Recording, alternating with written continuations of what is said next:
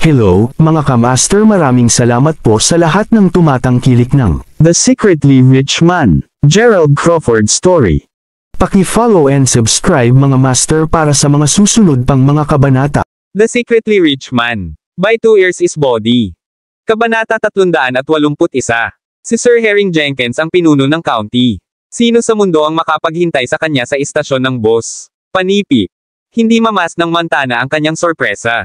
Ito ba ay mayaman na taong masyadong maislan sa pananamit mula sa lungsod? Walang paraan. Bakit ang isang taong mayaman sa kanya ay dumating dito sa pamamagitan ng boss? Maghintay ka rito, sasabihin ko na hi. Panipi. Itinuwid ng kasintahan ni Montana ang kanyang suit at tinapik ang kanyang buhok. Handa na siyang pumunta. Ngunit Jonathan, gagana ba ito? Magbabayad ba si G. Jenkins ng anumang pansin sa iyo?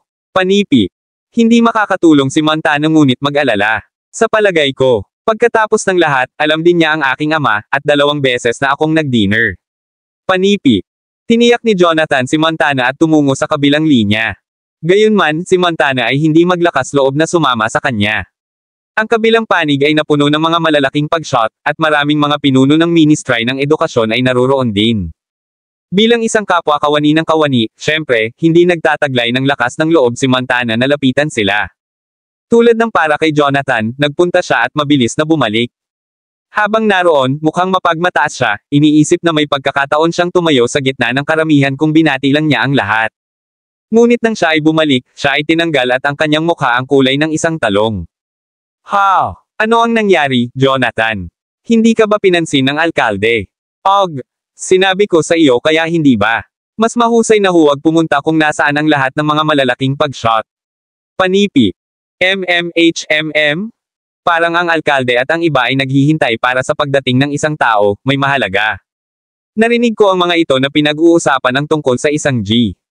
Crawford, ang isa na magdadala ng napakalaking pagbabago sa buong matahimik na bayan.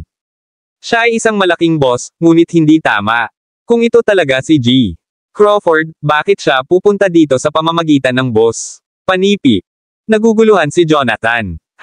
Marahil ay hindi sinabi sa iyo ng alkalde ang katotohanan. Pumunta na tayo ngayon. Ang ilang mga ulo mula sa Ministry ng Edukasyon ay naroroon din, sabi ni Montana. Tumango lang si Jonathan. Inaasahan niya na mapabilis din ni G. Crawford ang kanyang paglalakbay. Sumunod si Gerald mula sa likuran at narinig silang binabanggit ang kanyang pangalan. Maaari ba silang pumunta dito upang kunin siya, naisip niya sa kanyang sarili. Ngunit sinabi na niya kay Zach Lyle na huwag ayon ang kanyang pagdating sa ilang grand event. Gusto lang niyang bumalik sa bahay at makuha ang kanyang sariling mga gamit na pinagsunod-sunod, at nais niyang manatili sa labas nito. Gayunman, ngayon, ito ay isang masamang oras para kay Gerald na pumunta at tanungin sila. Nagpanggap siya na walang nangyari. Ang kanyang mga kamay ay puno ng bagahe ni Montana at Jonathan. Huminto ang kanyang driver sa harap nila sa sandaling lumabas sila ng istasyon. Pinapatay ako ng init. John, kunin ang bagahe sa loob, at umalis tayo. Panipi. Si Montana ay masungit na nag-snap sa driver. Matapos ilagay ang kanilang mga bagahe sa loob, sumakay sina Jonathan at Montana sa kotse, at pinalayas ang driver. Si Gerald ay naiwan sa istasyon kasama ang kanyang bagahe sa gilid, mukhang isang tulala. Maaaring siya ay isang lingkod lamang, ngunit ang hindi bababa sa magagawa nila ay ang pagbati sa kanya, di ba? Sa loob ng kotse, tiningnan ni Jonathan ang likurang view ng salamin at nakita si Gerald, na ngayon ay nakatayo na hanggal sa kanilang lugar ng pick-up. Nakaramdam siya ng kaunting paumanhin para sa kanya. Montana, nakalimutan kong batiin ang kaklase mo. Dapat ay hindi bababa sa tinanong kung saan siya papunta at marahil ay bigyan siya ng isang pag-angat, di ba? Panipi. Kalimutan ang tungkol sa kanya. Hindi namin siya binibigyan ng pag-angat. Nakakaawa lang siya, at hindi namin mapanganib ang pag-iwas sa aming sasakyan dahil sa kanya. Panipi. Sige na, sinusumpa ang Montana sa ilalim ng kanyang hininga, nagpa siya si Gerald na tumawag sa bahay at maghanda na umalis. Novel drama. Sa pagbabalik, naalala niyang tumawag kay G.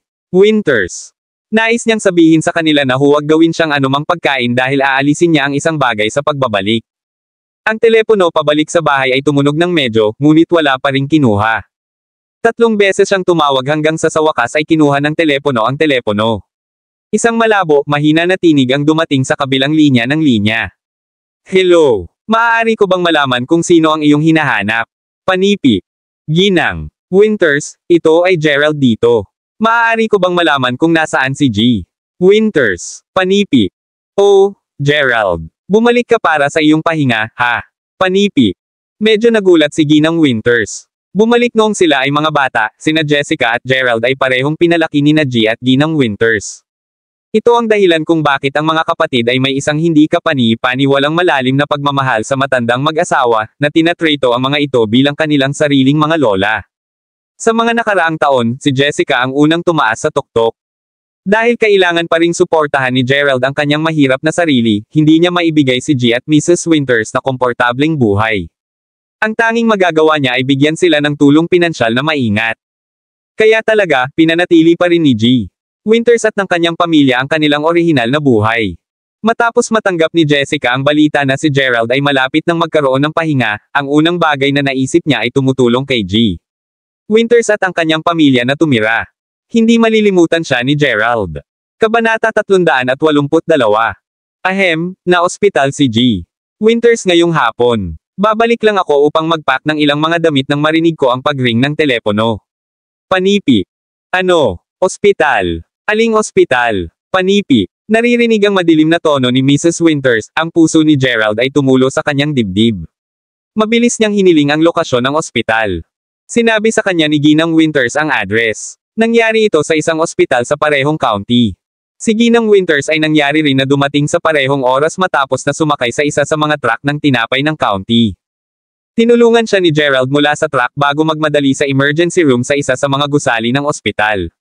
Si G. Winters ay tila nagduso mula sa mga problema sa cardiovascular at lumipas habang nakikipagsapalaran. Ang insidente ay nagbigay sa kanya ng isang malaking takot, at agad siyang tumawag para sa isang ambulansya. Ngayon, ginagawa pa rin ng mga doktor ang lahat ng kanilang makakaya upang mailigtas ang kanyang buhay. Bakit tayo lamang ang nagbabayad para sa kanyang mga bayarin sa ospital? Big Brother? Siya ang aming ama, ang iyong ama, kaya kailangan mo ring mag-chip. Panipi. Sa pintuan ng emergency room, ang isang babaeng may naka-texture, tulad ng mga kilay na tulad ng mga kilay ay nagsasalita sa isang mag-asawa. Ang kabaligtaran sa kanya ay maraming mga mag-asawa na may mga maliliit na bata. Sa mas malapit na pag-iinspeksyon, napagtanto ni Gerald na sila ay dalawang anak na lalaki at anak na babae ni G. Winters. Ang mga maliliit na bata ay ang kanyang mga lolo. Matapos marinig ang insidente, tila sila rin ay sumugod sa ospital. Ang aking mga kapatid, ang sinabi mo ay hindi eksaktong tumpak. Lahat kayo ay nakatira kasama si tatay ang pinakamahabang, at lagi akong nasa labas, abala sa negosyo, tulad ng para sa mga panukalang batas, hinihiling ko lang sa iyo na manirahan ng maaga. Hindi ko pa nabanggit ng isang beses na babayaran kita para sa lahat, kaya huminahon. Sa pagtatapos ng araw, ang apat sa atin ay hawati ng pantay ang bayarin. Panipi.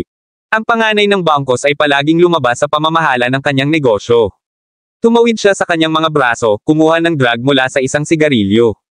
Bakit ang apat sa atin ay magbabayad ng pantay na bahagi ng panukalang batas? Pareho kayong mga kapatid ang panganay ng pamilya, kaya't makatuwiran lamang na kaunti pa ang iyong paa. Dapat kaming magbayad ng mas kaunting bahagi. Bukod, ang aking anak na babae ay nagtapos lamang sa universidad sa taong ito, at nakakakuha siya ng isang internship sa lalong madaling panahon. Kakailanganin ko ng pera para doon. Panipi. Ang pangatlong kapatid na babae ay hindi nasaran ng loob. Naiintindihan ni Gerald na kahit papaano ay nakikipaglaban sila sa mga medikal na panukalang batas. At nang marinig ni Ginang Hayward ang laban sa paggawa ng serbesa sa mga kapatid, galit na galit siya, halos mahuli siya. Maaari ba kayong tumigil sa pagtatalo ng isang beses? Kung wala sa iyo ang magbabayad, babayaran ko ito, kahit na nagkakahalaga ito sa akin ng isang bato. Masaya ka na ba ngayon? Panipi. Si Ginang Winters ay nag-stomp ang kanyang paa sa labis na pagkagalit at pagkabigo. Huminahon ka, nanay. Hindi mo ba ginamit ang karamihan sa iyong mga pagtitipid upang matulungan ang iyong apo na magsimula ng kanyang sariling negosyo? Quiz ng pangalawang panganay na anak.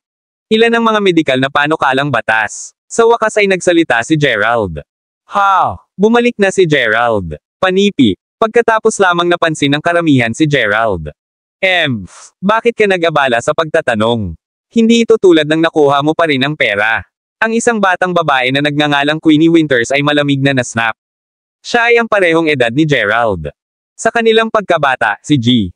Winters ay palaging mas mahilig kay Gerald kumpara kay Queenie. Bilang isang resulta, hindi siya nasisiyahan. Anong mga lolo't lola ang mas mag-aalaga para sa isang mahirap na bata kaysa sa kanilang sariling apo? Tumigil sa pagpapanggap na isang bagay na hindi ka at sinimulang ipakita sa amin kung ano ang maaari mong gawin, interjected Clifton Winters, ang iba pang kabataan na nag-set up ng kanyang sariling negosyo. Tulad ni Queenie, hinamak niya si Gerald pareho. Ang kanyang puot ay nagmula kay Gerald na nakakakuha ng magagandang marka mula noong siya ay bata pa, at ang kanyang mga lola ay madalas na inihambing sa kanya kay Gerald. Sa pagdaan ng oras, ang kanyang paninibugho ay dahan-daang naging puot. Tulad ng para kay Gerald, alam niya na hindi siya ginasto ni na Queenie at Clifton mula pa noong simula. Gayunpaman, wala siyang sinabi. Pagkatapos ay lumapit sa kanila ang isang nurse. Maaari ko bang malaman kung kailan babayaran ang bayad sa operasyon? Ang kabuuan ay $20,000 at inaakala kong lahat kayo ay makakaya, di ba? Panipi. Ang nurse ay nag-drone sa isang tono ng kawalang interes. Makinig ka sa akin, kapatid. Husayin ito ngayon. Bibigyan kita ng pera mamaya, sabi ng panganay na kapatid. At bakit ako makikinig sa iyo? Di nagtagal, ang mga jabs laban sa bawat isa na sinasabing bumagsak ay bumagsak sa isang pinainit na pag-aaway muli. Ang pangalawang manugang at ang pangatlong kapatid na babae ay sumali sa pag-aaway. Nagdala pa sila ng mga nakaraang issue na nagsasabi ng isang bagay tungkol sa kung paano may utang na loob ang ikalawang kapatid na babae sa ikatlong kapatid na babae. Pagkatapos, ang buong eksena ay naging magulong. Lahat ay isang gulo ng hari. Hindi rin sinubukan ng nurse na itago ang skull na lumaki sa kanyang mukha. Magbabayad ako, bulong ni Gerald sa nurse habang umiling-iling siya sa walang magawa. Ikaw. Kabanata 383. Pinangunahan ng nurse si Gerald sa hagdan na magbayad sa counter, kahit na naramdaman niyang medyo nag-aalinlangan tungkol sa kanya. Ano ang maaaring maging dahilan ng kanyang mga pagdududa? Ito ay lahat dahil sa paraan na nagbihis si Gerald. Hindi siya mukhang isa na magkakaroon ng maraming pera sa kanya. Ang medikal na panukalang batas ay umabot sa $20,000, halos imposible para sa average na pamilya na mag-fork out, hayaan ang isang katulad niya. Pinatunayan ni Gerald na mali siya. Nagbabayad siya ng $20,000 para sa bayad sa Puerto at naayos din ang tirahan. Ito ay isang paghihinala ng $30,000 sa kabuuan. Binayaran niya ang lahat ng hindi kahit na nakaligo ng isang takip mata. Natigilan ng nurse, hindi makagalaw. Hindi binigyan ng pansin si Gerald at lumakad pabalik sa pasilyo. Nag-aaway pa rin sila. Lahat, itigil ang pakikipaglaban, naayos ko na ang mga bayarin, sabi ni Gerald. Pagkatapos lamang ay namatay ang laban. Ang mga kapatid ay natigil nang marinig nila iyon. Binayaran mo ang lahat. Gerald, $20,000. Saan mo nakuha ang pera? Tanong ng panganay na kapatid sa pagtataka. Well, hindi lamang $20,000, ngunit ang gwapong batang ito ay nagbabayad ng $30,000 kabilang ang mga bayarin sa ospital. Hindi alam kay Gerald, sinundan siya ng nurse dito. $30,000. Ang karamihan ng tao ay naging mas nagulat. Sa isang mas masamang estado ay sina Queenie at Clifton ay mas napahiya, isinasaalang-alang kung paano nila pinananatiling nanunuya si Gerald bago ito. Ngayon, talagang tinanggal niya ang pera. Naramdaman nila na parang nasample sila sa mukha, isang matigas na sampal. Ang pera ay hindi ninakaw, di ba? Tanong ni Clifton na may baluktot na mukha. Oo, naaalala ko ang isang online news site na nag-uulat kung paano nawala ng pera ang isang tao. Gerald, nangyari ka bang nahanap ang pera na iyon at hindi ito ibabalik? Panipi. Ito ay dapat na. Mag-ingat, may maaaring tumawag lamang sa iyo ng pulisya. Na $30,000 ay maaaring mapunta lamang sa iyo ng isang parusang kamatayan. Nagbabala si Clifton. Pagkatapos ng lahat, nagmamay-ari siya ng isang buong negosyo, at hindi nakakagulat na alam niya ang mga bagay na iyon. Ito rin ay tiyak na mga salitang ito na natakot kay Ginang Winters. Gerald, saan ka nakakuha ng maraming pera? Oh, nanalo lang ako ng loterya, kaya walang dapat alalahanin, Mrs. Winters. Sagot ni Gerald, nakangiti ng bahagya. Bagaman walang dahilan para maitago niya ang kanyang pagkakakilanlan, hindi niya alam kung ano ang sasabihin kay Ginang Winters. Sa halip, nagpanik siya at nagtapos sa pagsisinungaling. Ang mga mata ni Queenie at Clifton ay nagbukas ng malawak na oras na narinig nila iyon. Lalo na si Queenie. Ilan ang nanalo mo? Tanong niya sa isang pagkabalisa na pagmamadali. Ang mga panganay na anak ni G. Winters, ang mga may sapat na gulang, ay naisip na lubos na matapang na ang isang batang babae na tulad ni Queenie ay magtatanong ng mga direktang katanungan. Hindi lang niya mapigilan ang kanyang mga hinala. Si G. Winters ay palaging sinabi na si Gerald ay isang magandang binata, at inilaan niya silang dalawa na ipagkanulo. Ngunit sino ang nais ng isang mahirap na tao tulad ni Gerald? Kaya, tinanggihan siya ni Queenie. Nang marinig niya na sinabi ni Gerald na nanalo siya ng loterya, nakaramdam siya ng isang jolt na tumatakbo sa kanyang katawan. Holy she asterisk T. Kung siya talaga ay naging isang mayaman na tao, nangangahulugan ba na hindi niya nakuha ang kanyang pagbaril? Mabilis, sabihin mo sa akin, Gerald. Magkano ang nanalo mo? Panipi. Tumalon si Queenie sa kanyang mga paa. Tumawa lang si Gerald, habang nagpapakita ng 5 daliri. Ha! Kalahating milyon. Nakatitig si Queenie sa pagkabigla. Sa kabilang banda, si Ginang Winters ay nasisiyahan sa balita. Ano? Nanalo ka talaga ng kalahating milyong dolyar. Panipi. Huwag kang mag-alala tungkol dito, auntie. Magpahinga ka lang. Nagbabayad na ako para sa mga panukalang medikal ng uncle. Panipi. Tinulungan ni Gerald si Ginang Winters na umupo. Sa kabilang banda, nadama ni Queenie ang sobrang pagkabalisa, na parang isang pulutong ng mga ants ay gumagapang sa buong puso niya. Ano ang magagawa niya ngayon? Mula sa tono ni Gerald lamang, tila marami siyang nanalo sa kalahating milyon. Maaari ba itong 5 milyon? Gosh! Ang mas naisip niya tungkol dito, mas nababahala siya. Salamat kay Gerald na kinut siya ng ilang sandali, pinili niya na itago ang tukoy na halaga at gawin silang hulaan.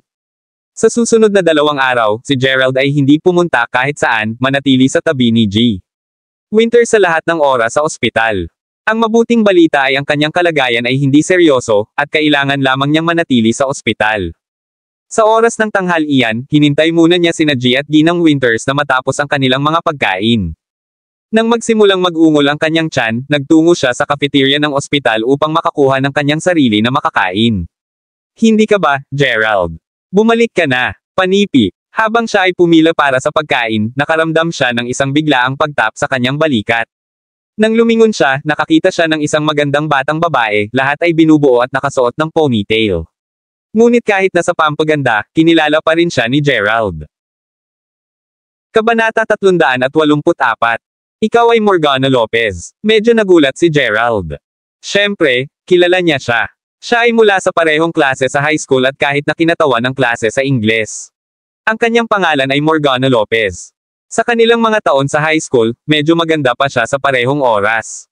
Ngunit hindi niya ito nakita ng 3 hanggang 4 na taon, at lahat ng manika, mukhang mainit at maganda siya. Ang metamorphosis ay medyo maliwanag. Sa katunayan, handa siyang mental na bumagsak sa mga kamag-aral sa high school bago siya bumalik sa kanyang bayan. Pagkatapos ng lahat, ang dapat na nagtatrabaho ay nagtatrabaho na. Nakita ko ang iyong larawan na kinuna ni Montana Louis sa aming pangkat ng mga kinatawan ng klase ng Ingles ngayon. Nagdadala ka ng isang duffel bag, kaya alam kong bumalik ka na.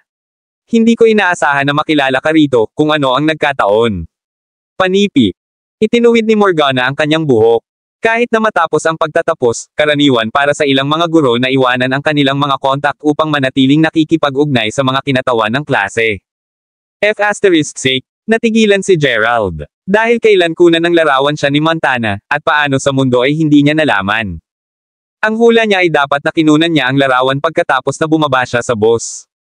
Pagkatapos ng lahat, siya ay sumigaw sa kanya upang dalhin ang kanyang bagahe habang hawak niya ang kanyang telepono sa oras na iyon, kaya nahulaan niya na ito ay noon.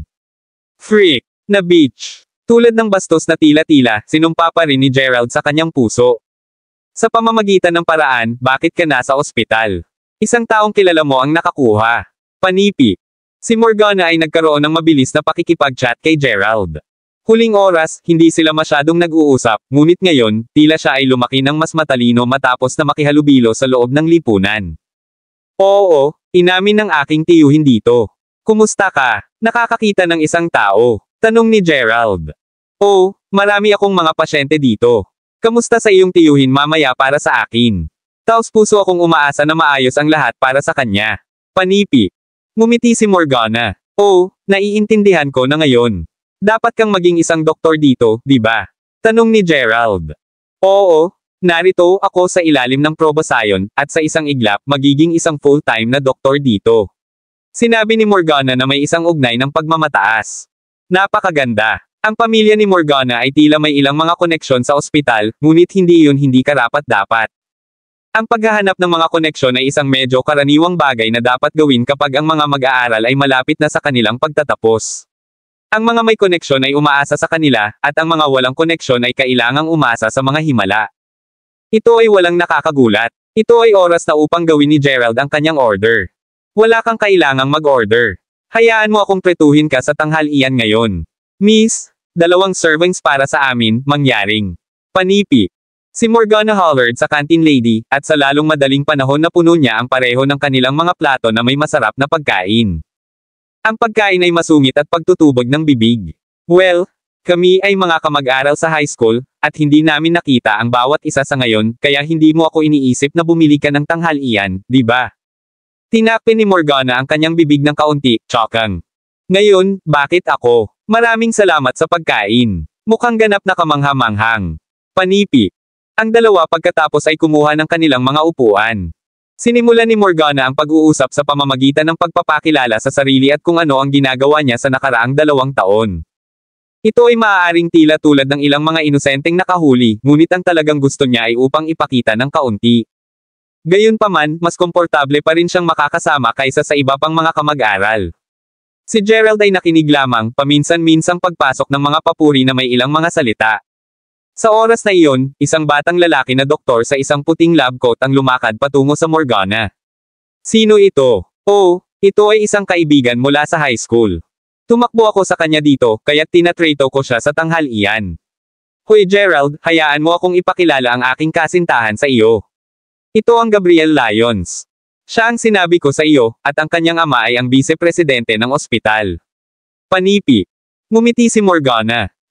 Isang kaklase sa high school. Hindi ba mas mahusay na makakuha siya ng isang tamang pagkain sa restaurant kaysa sa aming cafeteria? Pareho kayong makakahabol ng maayos noon, sabi ni Gabriel, nakangiti. Ahem. Kailangan ko pa ring magtrabaho ngayong hapon, kaya paano ako makakahanap ng anumang oras para doon? Bukod dito, hindi mo iniisip ang pagkain ng cafeteria, tama, Gerald? Panipi. Siyempre, hindi. Ang pagkain dito ay maganda, tumango si Gerald habang hinimas niya ang 2 malalaking bibig ng patata sa kanyang lalamunan. Para kay Gerald, talagang tama na ang mga bagay ay naging ganito. Para sa nalalabi ng pagkain, nakinig siya kina Gabriel at Montana Ramble on. Tama, wala ka bang ilang mga kamag-aral sa high school na darating dito ngayong gabi? Sa palagay ko ito ay Cameron Laver at ang iba pa. Bumalik na sila para sa kanilang pahinga, at mukhang kailangan mong maging tungkulin ngayong gabi, sabi ni Gabriel. Talaga, pagkatapos ay hulaan kung kailangan kong i-reschedule ang aking paglipat sa ibang pagkakataon. Si Cameron at ang kanyang grupo ay ang aking pinakamahusay na mga kaibigan sa panahon ng high school, at ngayon na sila ay nasa pahinga, pakikitungo ko rin sa kanila. Kahit na kailangan kong mag-alis ng isang araw. Hindi ko ito nakita sa loob ng 4 na taon ngayon, o, sa pamamagitan ng paraan, na-i-book mo ba ang restaurant? Tanong ni Morgana. Yep, na-i-book ko ang Johnsbury Bistro para ngayong gabi. No! Ang restaurant ay masyadong ordinaryong. Paano ang tungkol sa Buntingford Grand Hotel? Panipi. Pagkatapos ng lahat, hindi pa namin nakita ang bawat isa mula nang umalis kami sa high school, 4 na taon na ngayon. Hindi mo ako gagawing mukhang masungit sa harap nila, ikaw. Panipi. Sige, kung gayon. Nagbago iyon. Sa pamamagitan ng paraan, kailan ka makakakuha ng iba pang mga direktor para sa isang pagkain upang malutas ito? Alam mo na ang iyong direktor ay ang pinuno ng ospital, at walang magagawa ang aking ama tungkol dito. Panipi. Tumawa si Gabriel. Bakit mo pinalaki ang bagay na ito? Nawala lang ang gana sa aking gana. Hindi ko maaaring lunokan ang isa pang kagat nito. Panipi. Sinampal ni Morgana ang kanyang tinidor sa mesa sa galit. Mula sa narinig niya, nahulaan ni Gerald na si Morgana ay kailangang maging sa ilang uri ng problema. Kabanata 385. Bakit niya ginawa ang iba pang intern na isang permanenteng doktor at hindi ako? Ito ay tulad ng sinabi ko dati. Hindi siya binibigyan ng mukha sa iyong ama. Hindi ba niya alam na pareho tayong nakakakita? Ginawa niya ang iba pang intern ng isang full-time na doktor at hindi ako pinansin. Panipi. Galit na galit si Morgana kaya't halos bumagsak muli ang kanyang tinidor sa mesa. Sinubukan ni Gabriel na aliwin siya. Nakinig si Gerald habang kumakain siya, at halos maiintindihan niya ang nangyari. Ang gist nito ay ang pagpasok ni Morgana Lopez sa ospital bilang isang clinician ng intern ay inayos ng ama ni Gabriel, ang vice-presidente ng ospital. Siyempre, si Morgana ay talagang mahusay sa kanyang trabaho, kung saan siya ay napaka-propesyonal at napakabihasa sa kanyang mga kasanayan. Maraming mga kawani ng ospital at mga pasyente ang nagkakaisa sa kanya. Ang ama ni Gabriel, gayunpaman, ay tila magkakasalungatan sa direktor. Sa huli, si Morgana ay naging biktima ng salungatan sa pagitan ng dalawa. Pinaghihinalaan niya na ito ay mas kaunti kaysa sa hamon na maging isang permanenteng doktor sa kanya, at kung ang kanyang pagsubok ay hindi magtatapos ng maayos, ang tanging malinaw na pagpipilian ay umalis sa ospital. Ang kanyang pwesto ay ibinigay sa isa pang intern mula sa panig ng direktor, ngunit ang isa ay tila mas masahol kaysa kay Morgana. Malinaw na sinasadya ng direktor na ipahiya ang ama ni Gabriel. Ngayon, ang mga bagay ay naging lubos na nakakainis para sa kanila. Posible na ang mga bagay ay hindi gagana sa kanilang pabor. Kaya, ito ang dahilan kung bakit nais ni Morgana na magkaroon ng isang gabi kasama si Cameron at ang iba pa. Alam ni Gerald kung sino si Cameron at ang kanyang gang mula nang sila ay mula sa parehong klase sa high school. Ang tatay ni Cameron ay nagtrabaho sa isang ospital, at ang kanyang ina sa Bureau ng Kalusugan. Sa madaling sabi, magkakaroon sila ng talakayan tungkol sa bagay na ito mamaya. Hindi komportable at awkward si Gerald habang nakikinig siya sa kanilang pag-uusap. Mabilis niyang natapos ang kanyang pagkain. Tapos ka na. Kumain ka na ba ng sapat? Kita nyo, marami akong nangyayari dito, kaya huwag mong gawin ito sa puso, tama? Panipi.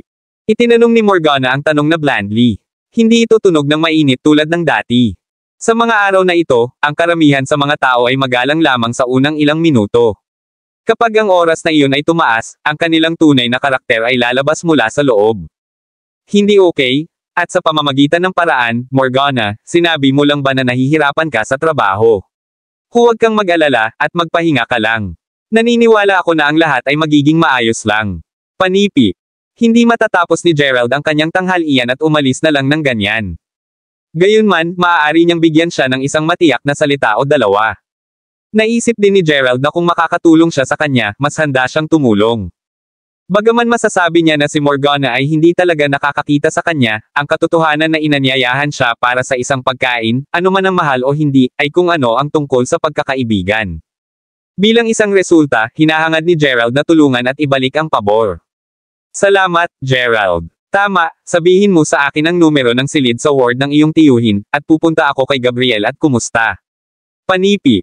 Sige, sinabi sa kanila ni Gerald ang numero ng ward. Nang hindi nakakagambala kay Morgana at Gabriel, naglakad siya palabas ng cafeteria upang alagaan si G. Winters. Kasabay nito, tinawag niya si Zach, na nakikita kung maaari niyang hilahin ang ilang mga string upang matulungan si Morgana na maging isang permanenteng doktor sa ospital na ito. Hindi pa rin ito malaki. Hindi lamang ang pangmatagalang plano ng pamumuhunan ni Gerald ay kasama ang mga industriya ng libreng merkado, ngunit kasama rin nito ang marami sa mga establisimento sa negosyo ng Serentown. Ang mga ospital at sektor ng pang-edukasyon ay bahagi din ng plano sa pamumuhunan. Sa pamamagitan ng paraan, Gerald, nagtataka ako kung libre ka ba ngayong gabi? Tanong ni Zach habang malapit na silang mag-hang up ng tawag. Bakit? Ano ang mali? Well, ang pinuno ng Serentown County ay alam mong bumalik ka ng ilang araw. Ito ay ang lahat ng aking kasalanan, hinayaan ko itong madulash kapag umiinom ako, at nagpunta pa sila sa istasyon na partikular lamang upang batiin ka. Ngayon, nag-set up sila ng isang malugod na partido para sa iyo, at nais nilang malaman kung dadalo ka ba sa pagdiriwang. Panipi. Kung nasa gabi, ayos, pupunta ako. Ang pakiramdam na iyon sa kanyang gat ay tama, kasama. Talagang nandoon sila sa istasyon upang kunin siya. Lantaran, naramdaman ni Gerald na masama sa pag-iwan sa kanila na nabigo. Tulad ng para sa malugod na pagdiriwang, kahit na hindi niya nais na pumunta, panatilihin pa rin nila siya. Kabanata 386. Kaya, pumayag siyang pumunta. Sa hapon, sa sandaling natulog si G. Winters, umalis si Gerald para sa partido. Gaganapin ito sa Cape Grace Hotel, sa isang lugar sa paligid ng Serentown County. Ang pag-akit ng mga namumuhunan ay palaging naging pangunahing prioridad para sa rehiyon, at sa oras na ito, maraming naisip na inilagay upang gawin itong grand hanggat maaari. Kahit na maraming mga may-ari ng negosyo ng Serentown County ang dadalo. Dumating muna sina Zach at Michael mula ng alagaan ni Gerald si G. Winters. Tumayo si Gerald sa pasukan, handa nang pumasok sa hotel. Sa tabi niya, isang kotse ang humila sa parking space. Ang isang mag-asawa ay lumabas sa kotse, braso sa braso. Ang babae ay bihis at formal, at ang lalaki ay may suit sa kanya. Oh, dapat na tayo ay umalis ng mas maaga. Tingnan ang oras ngayon. Nagreklamo ang babae. Bakit laging kasalanan ko? Ikaw ang nag-iisang oras sa oras upang ilagay ang pampaganda na iyon. Ilang beses pa ring tumawag ang aking ama upang magmadali sa amin dahil darating si G. Crawford. Ito ay isang kahihiyan kung tayo ay huli na. Retorted ang lalaki. Ang mag-asawa ay walang iba kundi si Montana at ang kanyang asawang si Jonathan. Tumigil sa pag-agaw, pumasok na sa loob. Sabi ni Jonathan.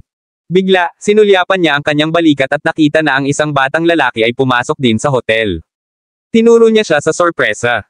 Montana, tingnan. Hindi ba yun ang isa sa iyong mga mag-aaral? Gerald ba yan? Panipi. Maghintay, ano? Ang iyong mga mata ay dapat na naglalaro sa Y, ito siya. Panipi. Nagulat si Montana, at sa pamamagitan ng hitsura ng kanyang mukha, sineseryoso siyang nasaksak sa oras na ito. Gerald. Huminto ka doon. Panipi. Tulad ng handa na si Gerald na pumasok sa hotel, narinig niya ang isang taong tumatawag sa kanya. Tumingin siya sa likod, at sa pamamagitan ng hindi kapani-paniwalang pagkakaisa, ito ay Montana. MS. Lewis, kung ano ang nagkataon. Panipi. Binati ni Gerald ang isang ngiti. Medyo lantaran, nais niyang sipin ang Montana ng 2 beses sa mga kneecaps. Nagulat kami na tinanong mo kami, alam mo ba kung ano ang lugar na ito? Nagpaplano sila ng isang grand event, kaya ano ang ginagawa mo dito? Tanong ni Montana, tumatawid sa kanyang mga braso. Nang hindi hinihintay ang kanyang tugon, si Montana ay mukhang parang may napagtanto siya. Nakikita ko, narito ka upang magtrabaho, di ba? Wow! Gerald?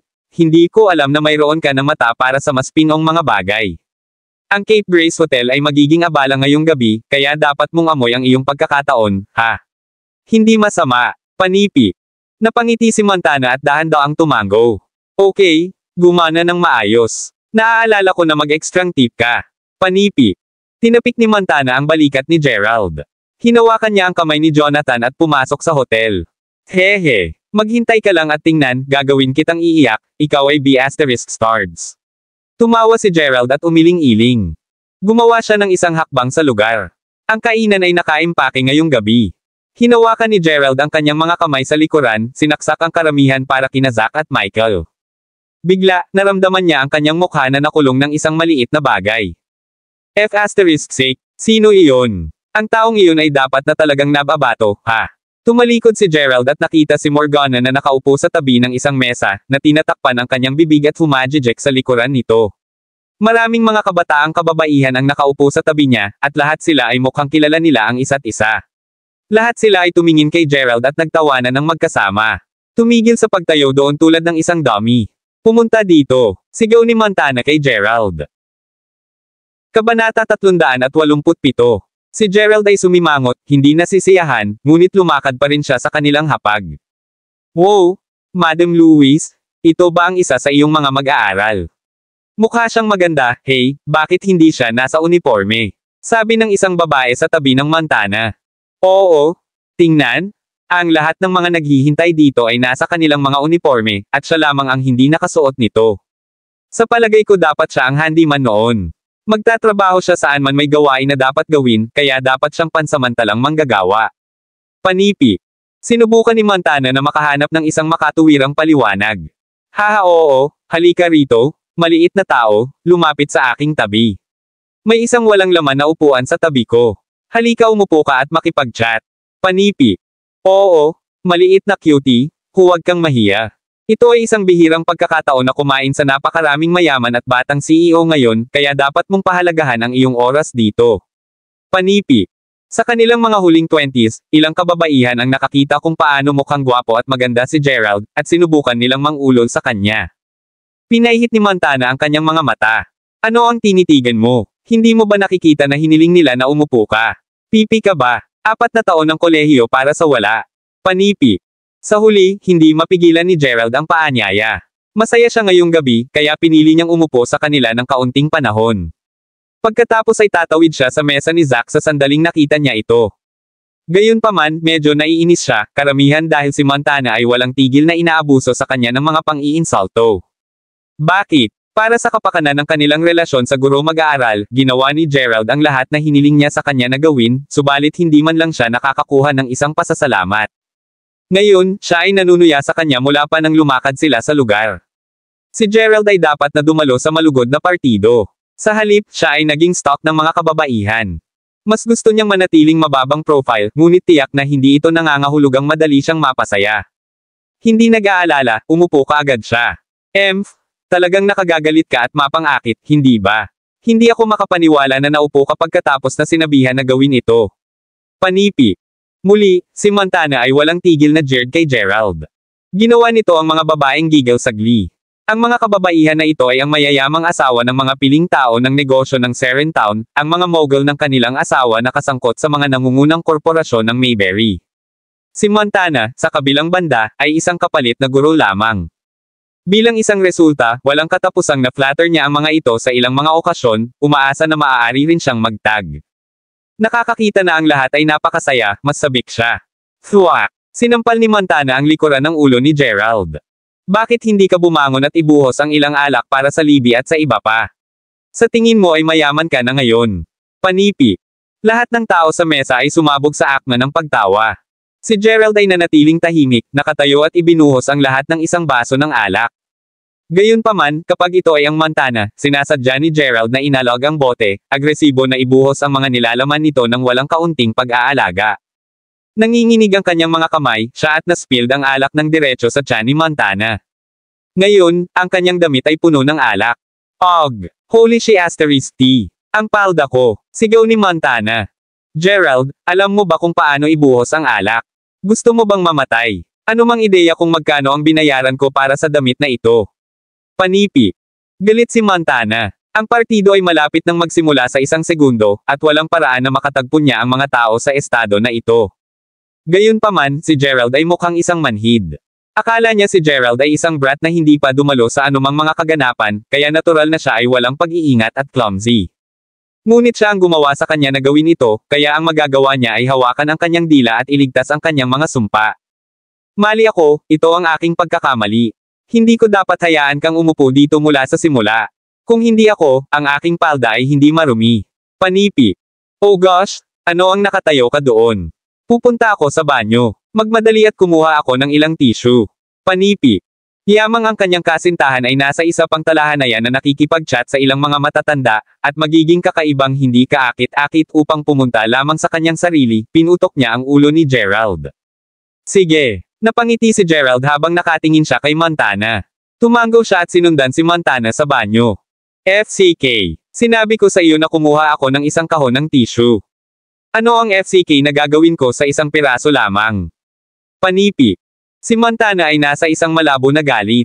Ang lababo ay universal, at ang parehong mga banyo ng kalalakihan at kababaihan ay matatagpuan sa tabi nito. Sa sandaling iyon, isang batang babae ang lumabas sa banyo. Nangyari siyang lumakad papunta sa lababo upang hugasan ang kanyang mga kamay. Kabanata 388. Miss Lewis, bakit ka nandito? Panipi. Nagulat ang batang babae. Morgana, bakit ka nandito sa Cape Grace? Hindi mo ba sinabi na nakabitin ka ngayong gabi kasama ang grupo sa Buntingford Grand Hotel? Panipi. Nagulat din si Morgana. Morgana, ang batang babae na si Montana ay pinili bilang kinatawan ng klase, at ngayon ay isang doktor sa ospital ng county. Kalimutan mo ito. Ang hotel ay sarado ng ilang araw, kaya napunta kami sa Cape Grace, ngunit tila mayroon silang ilang uri ng kaganapan ngayon. Sa kabutihang palad, nag-book kami ng maaga, o hindi kami makakakuha ng isang lugar. Panipi. Nagkibit balikat si Morgana, umungol. Tila hindi niya napansin si Gerald, na nakatayo lamang sa tabi niya. Miss Lewis, paano ka naging walang pag-iingat? Mayroon kang pulang alak sa buong damit mo. Tanong ni Morgana. Huwag mo ring tanungin. Narito ako para sa isang kaganapan sa negosyo, at lahat ito ay dahil sa bastard Gerald na iyon. Nakuha niya ang alak sa buong akin. Panipi.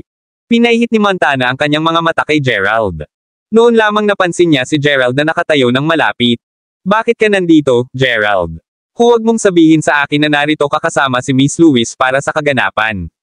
Tanong ni Morgana sa pagtataka. Siya. Narito lang siya bilang isang tagagawa.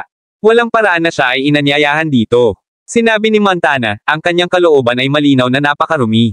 Hindi mahalaga kung gaano niya sinubukan na linisin ang kanyang damit, ang mantsa ay naroroon, ngunit ang kaganapan ay malapit nang magsimula, at mabilis siyang bumagsak sa banyo sa isang galit.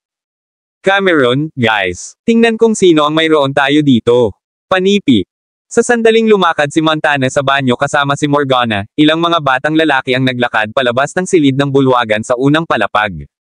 Nangyari itong maging Gabriel Lyons, kasintahan ni Morgana, Cameron, at iba pang mga kamag-aral.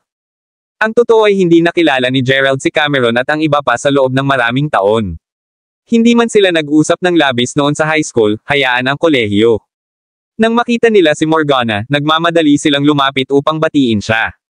Si Gerald ay hindi nag-interject o kumuha ng inisyatibo upang batiin sila, nakatayo lamang sa tabi at tahimik na nakikinig. Cameron, ikaw ang pinakagwapo sa aming klase. Hindi ko inaasahan na ikaw ay isang heartthrob pa rin. Kaya, ano ang susunod? Ano mang mga plano sa hinaharap? Tanong ni Morgana kay Cameron. Si Cameron ay nakasuot ng isang tuxedo, ang kanyang buhok ay dumulas sa likuran. Siya ay may mabuting postura, at sa katunayan, mukhang ganap na mapanglo. Mas mahalaga, hindi siya ang pinakamayaman na bata sa klase noon, ngunit ang kanyang pamilya ang may pinakamaraming koneksyon, at ang mga guro ay medyo iginagalang sa kanya. Wala akong ideya, siguro ang aking pamilya ay kukuha ng ilang mga string para sa akin. Tumawa ng buong puso si Cameron.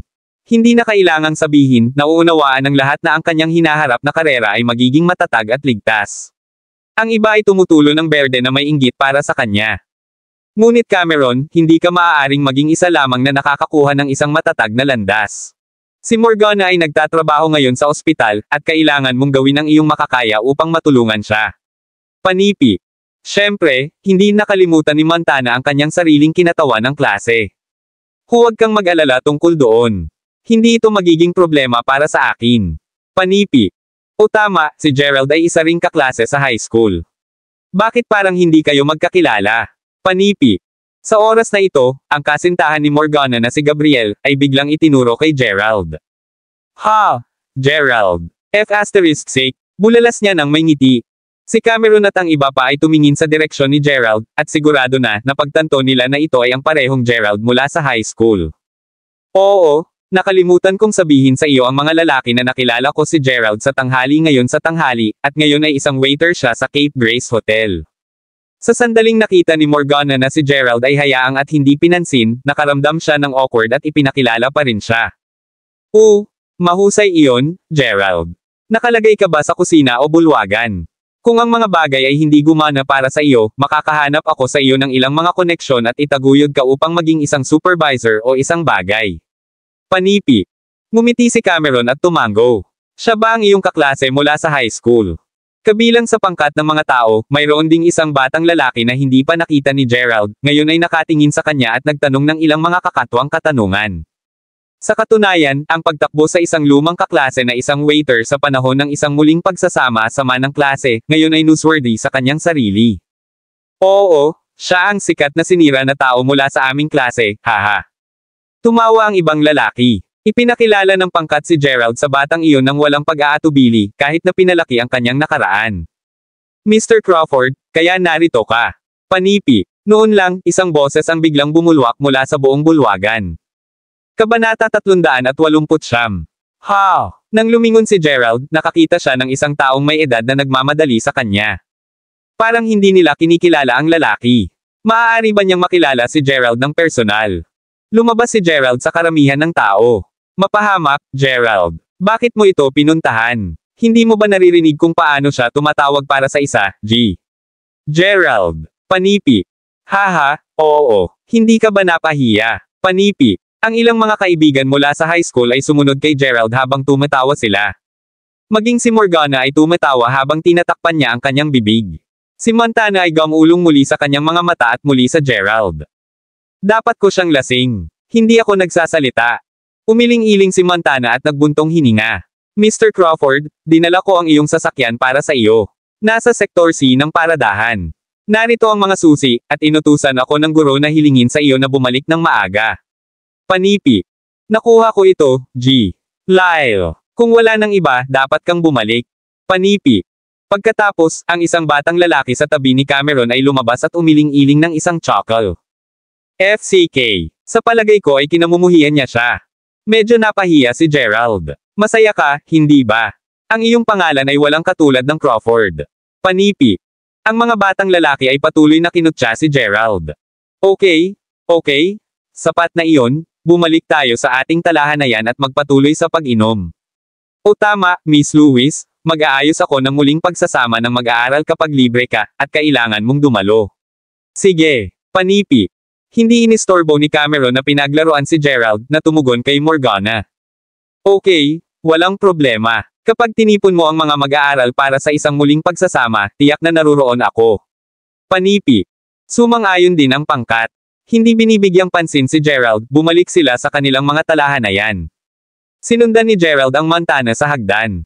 Hindi ba ikaw ang hindi bababa sa nahihiya o napahiya? Bakit mo ipinakita ang iyong sarili nang tumawag ang taong iyon para kay G?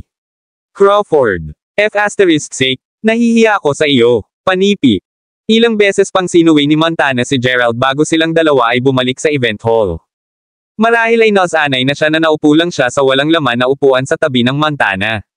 Tulad ng pagsisimula ng Montana, sinimulan na ng MC ang kaganapan sa gabi. Tila napunta ito ng kaunti. Kailangan niyang patahimikin. Nang tumingin siya sa entablado, ang isang umiikot na raffle wheel ay lumitaw na wala kahit saan. Maraming mga pangalan ang isinulat sa iba't ibang mga seksyon. Ang isa sa kanila ay si G. Crawford, ngunit walang unang pangalan. Ito ay isang malugod na partido para kay G.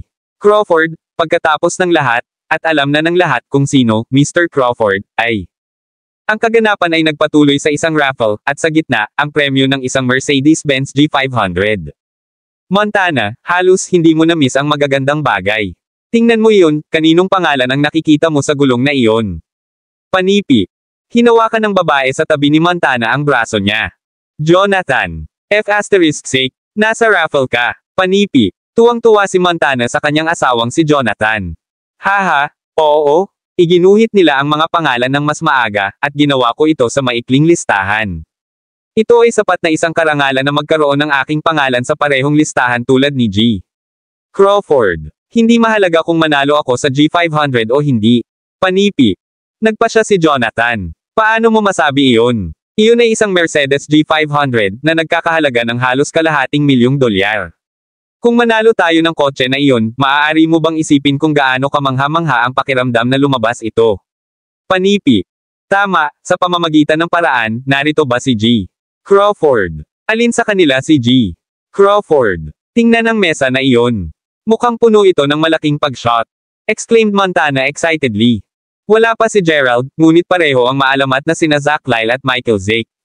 Sinabi ni G. Lyle na maaaring dumating si Gerald sa ibang pagkakataon, kahit papaano, dahil sinabi ni G. Crawford na darating siya ngayong gabi. Panipi. Natuwa si Jonathan. Sa kabilang banda, tinitingnan ni Gerald ang kanyang telepono. Tulad ng inaasahan, maraming mga hindi nakuha na tawag mula kay Zach. Nang makita si Gerald ay gumagamit ng kanyang telepono, hindi nasisiyahan muli si Montana. Malapit na siyang magtapon ng insulto nang biglang, napuno ng tinig ng MC ang buong bulwagan. Lahat, ang raffle ay nagsisimula na ngayon. Paikutin natin ang gulong at tingnan kung sino ang mananalo sa nangungunang premyo ngayong gabi, ang G500. Panipi. Sa county, ang isang G500 ay isang medyo malaking pakikitungo. Medyo maliwanag na inilagay nila ang napakalaking pagsisikap sa kaganapang ito. Sa pamamagitan ng isang malakas na hooray, ang MC ay dumura ang gulong. Ding! Kabanata 370. Binabati kita, G. Duffy, para sa pagpanalo ng isang gintong keyboard na nagkakahalaga ng $15,000. Ang host ay muling bumagsak sa gulong. Ding! Binabati kita. 3 premyo ang ipinadala kasunod. Ding! Binabati kita, G. Jonathan Ladd. Nanalo ka ng isang emerald jade bracelet na nagkakahalaga ng $30,000. Panipi. Nahihilo si Montana sa tuwa nang marinig niya ang anunsyo ng MC. Ang madla ay sumabog din sa palakpakan. Ang premyo lamang ay bahagi lamang ng raffle. Mas mahalaga, ang Montana ay maaaring umakyat sa entablado kasama si Jonathan, ang parehong yugto na kung saan ang iba pang malaking pag-shot ay tumayo. Bukod, mayroong 1 tonelada ng mga mamamahayag sa gilid. Gosh! Ano pa ang hihilingin ng isang babae? Masaya si Montana na sinampal pa niya si Gerald sa pisngi. Masyado lang siyang nasasabik, at naramdaman ng smack na parang hindi ito malaking pakikitungo. Sino ang uuwi na may malaking premyo? Ang tinig ng MC ay sumigaw ng malakas, at ang karamihan ng tao ay nahulog sa isang hush. Habang bumababa ang pointer, nanlaki ang mga mata ng karamihan. Ding! Sa wakas, ang pointer ay tumigil sa paglipat. Binabati kita, G. Crawford, sa pagwagi sa premyong Mercedes-Benz G500 na nagkakahalaga ng $300,000. Bigyan siya ng isang malaking pag-ikot ng palakpakan. Panipi. Ang host ay sumigaw sa kaguluhan. Napasigaw ang karamihan. Siyempre, ang mga nagwagi para sa iba pang mga premyo ay lahat ng random, ngunit tungkol sa pangunahing premyo, si G. Crawford ay nakatakda upang manalo ito kahit na hindi niya ito pinahahalagahan. Alam ng lahat ang setup ng raffle. Sige, nawa ang mga nagwagi mangyaring dumating sa entablado. Gayun din, G. Crawford, kung dumating ka, mangyaring pumunta din sa entablado. Biglang tumahimik ulit ang madla. Ang mga mata ng lahat ay naghanap sa lahat ng dako sa paligid ng bulwagan. Magmadali kay Jeremy, maaari mong ibahagi ang entablado kay G. Crawford. Itinuwid ni Montana ang kanyang damit upang itago ang mga mantsa ng alak. Dali-dali niyang kinuha ang braso ni Jonathan at tumayo. Sa kabilang banda, hindi nais ni Gerald na panatilihing naghihintay pa ang iba. Nagpasya siyang hindi na siya magpapanatili ng isang mababang profile. Tumayo siya kasama si Montana at sinundan sila patungo sa entablado. FCK? Bakit mo kami sinusundan? Napagtanto lamang ni Montana na si Gerald ay sumusunod sa likuran niya habang nakarating siya sa entablado. Narito ako upang maangkin ang aking premyo. Sagot ni Gerald. Freak off? Walang nagsabi ng iyong pangalan. Ang premyo na iyon ay hindi para sa iyo, para kay G. Crawford, hindi Gerald? Nabulag ka ba? Panipi. Nagsabik na si Montana.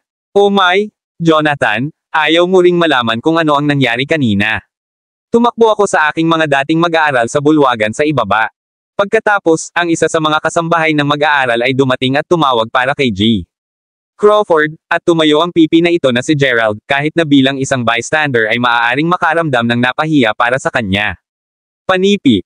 At ngayon, sinusubukan niyang makarating sa entablado upang matanggap ang premyo. Kung ang mga tao ay nagsisimulang magsaya sa kanya at alamin na isa siya sa aking mga mag-aaral, mapahiya tayo. Panipi. Iyon lang ang nababahala sa Montana. Mr. Crawford, mangyaring bumangon sa entablado. Panipi. Sa oras na ito, kinuha ni Zach Lyle ang entablado bilang panauhin ng karangalan. Mukha siyang magalang kay Gerald at tinawag siya. Ma'am. Tumango si Gerald at hindi gaanong sinabi. Naglakad siya sa entablado. Si Michael Zick, na nakaupo sa talahanayan ng VIP sa ibaba, pati na rin ang iba pang mga koponan ng Mayberry International Inc., lahat ay tumayo at nagpalakpakan para sa kanya. Mr. Crawford, binabati kita. Panipi, salamat sa lahat. Napangiti si Gerald. F***, kaya siya talaga si G. Crawford. Ang buong karamihan ng tao ay agad na nahulog sa isang pin drop na katahimikan. Kabanata 371. Lalo na si Montana, na nagreprimanding lamang kay Gerald. Ang kanyang mga eyeballs ay malapit nang bumagsak sa kanyang mga media sa mata. F***, labis siyang nalalaman tungkol sa background ni Gerald. Siya ay isang mahihirap lamang na popper na walang pera. At sino si G. Crawford? Siya ang pinakakagalang-galang na tao mula sa Mayberry, at higit pa kaya ang tao na magbabago sa kasaysayan ng Seren County. Hindi maniniwala si Montana na ang dalawa sa kanila ay ang parehong tao, kahit na siya ay binugbog hanggang sa kamatayan. Gayunpaman, alam ni na Zach Lyle at Michael Zick kung sino si G. Crawford. Kaya nangangahulugan ito na ang pagkakakilanlan ni Gerald ay hindi isang pagkakamali. F***, ang Montana ay ganap na tinatangay ng isip. Mr. Lyle, dapat kayong magkamali di ba? Tinatawag mo itong mahirap na B***starred na si G. Crawford. Panipi. Hindi mapigilan ni Montana ngunit sumabog sa isang tuwid na paraan. Bahagyang sumimangot si Zach sa tanong. Sa pagtingin sa mga mantsa ng alak sa damit ni Montana, lumingon siya sa mga tagapag-ayos ng kaganapan ng may sama ng loob at sinabing, ano ang nangyayari dito? Paano ang isang babae na ito ay hindi marunong maglakas loob na pumunta sa entablado at maging masungit patungo kay G. Crawford. Panipi. Humihingi ako ng paumanhin G. Lyle at G. Crawford, hindi namin napansin ang aming bahagi. Ang kawani ng tagapag-ayos ay agad na tumango habang ang pawis ay bumagsak sa kanyang noo. Tinuro niya sina Montana at Jonathan, ikaw, at ikaw. Lumabas ka rito. Panipi. Ha? Bakit? Ang taong ito ay isang pekeng, siya ay isang mahirap na mag-aaral lamang. Nagkakamali kayo, guro ko siya. Freak you Gerald. Magsabi ng isang bagay, sabihin sa kanila na ikaw ay isang mahirap na bastard at mayroon silang maling tao. Panipi. Maraming mga tao ang bumagsak sa entablado upang mahuli sina Montana at Jonathan. Si Montana ay nagpupumilit na pigilan ang isang screech. Una, ito ay masyadong nakakahiya na itapon sa labas ng bulwagan sa harap ng iba. Pangalawa, paano magiging Gerald si G. Crawford? Kung totoo ito, nanumpa si Montana na siya ay tumalon mula sa isang gusali. Sa sandaling iyon, nais lamang niyang sabihin ni Gerald ang isang bagay upang malinis ang hangin. Si Gerald ay masyadong marami sa isang D*6 pagkatapos ng lahat. Mas maaga nang sila ay nasa ibaba, bakit siya naglakas loob na sumulong nang tumawag ang taong iyon kay G. Crawford. Sinulyapan ni Zack si Gerald sa oras na ito. Gusto niya ng kumpirmasyon mula kay Gerald.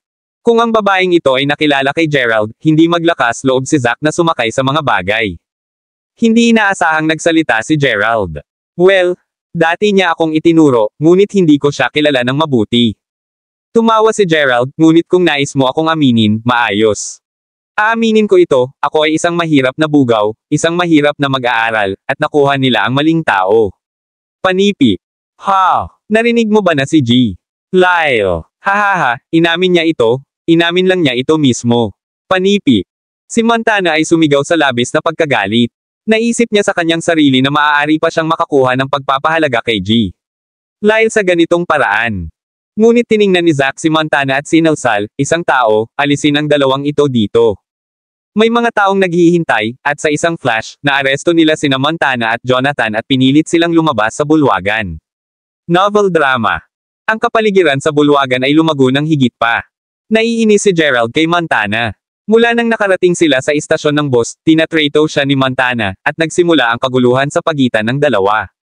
Noong nakaraan, maaaring tiisin ni Gerald ang mga ganitong uri ng paggamot tulad ng mga mock at panunuya ni Alice Bradford. Iniligtas niya ang mukha niya dahil kaibigan siya ni Naomi Milton. Sa makatuwid, nagtitiis si Gerald hanggat kaya niya. Ngunit tungkol sa Montana, na ang mukha ay ililigtas niya. At bakit niya siya igalang?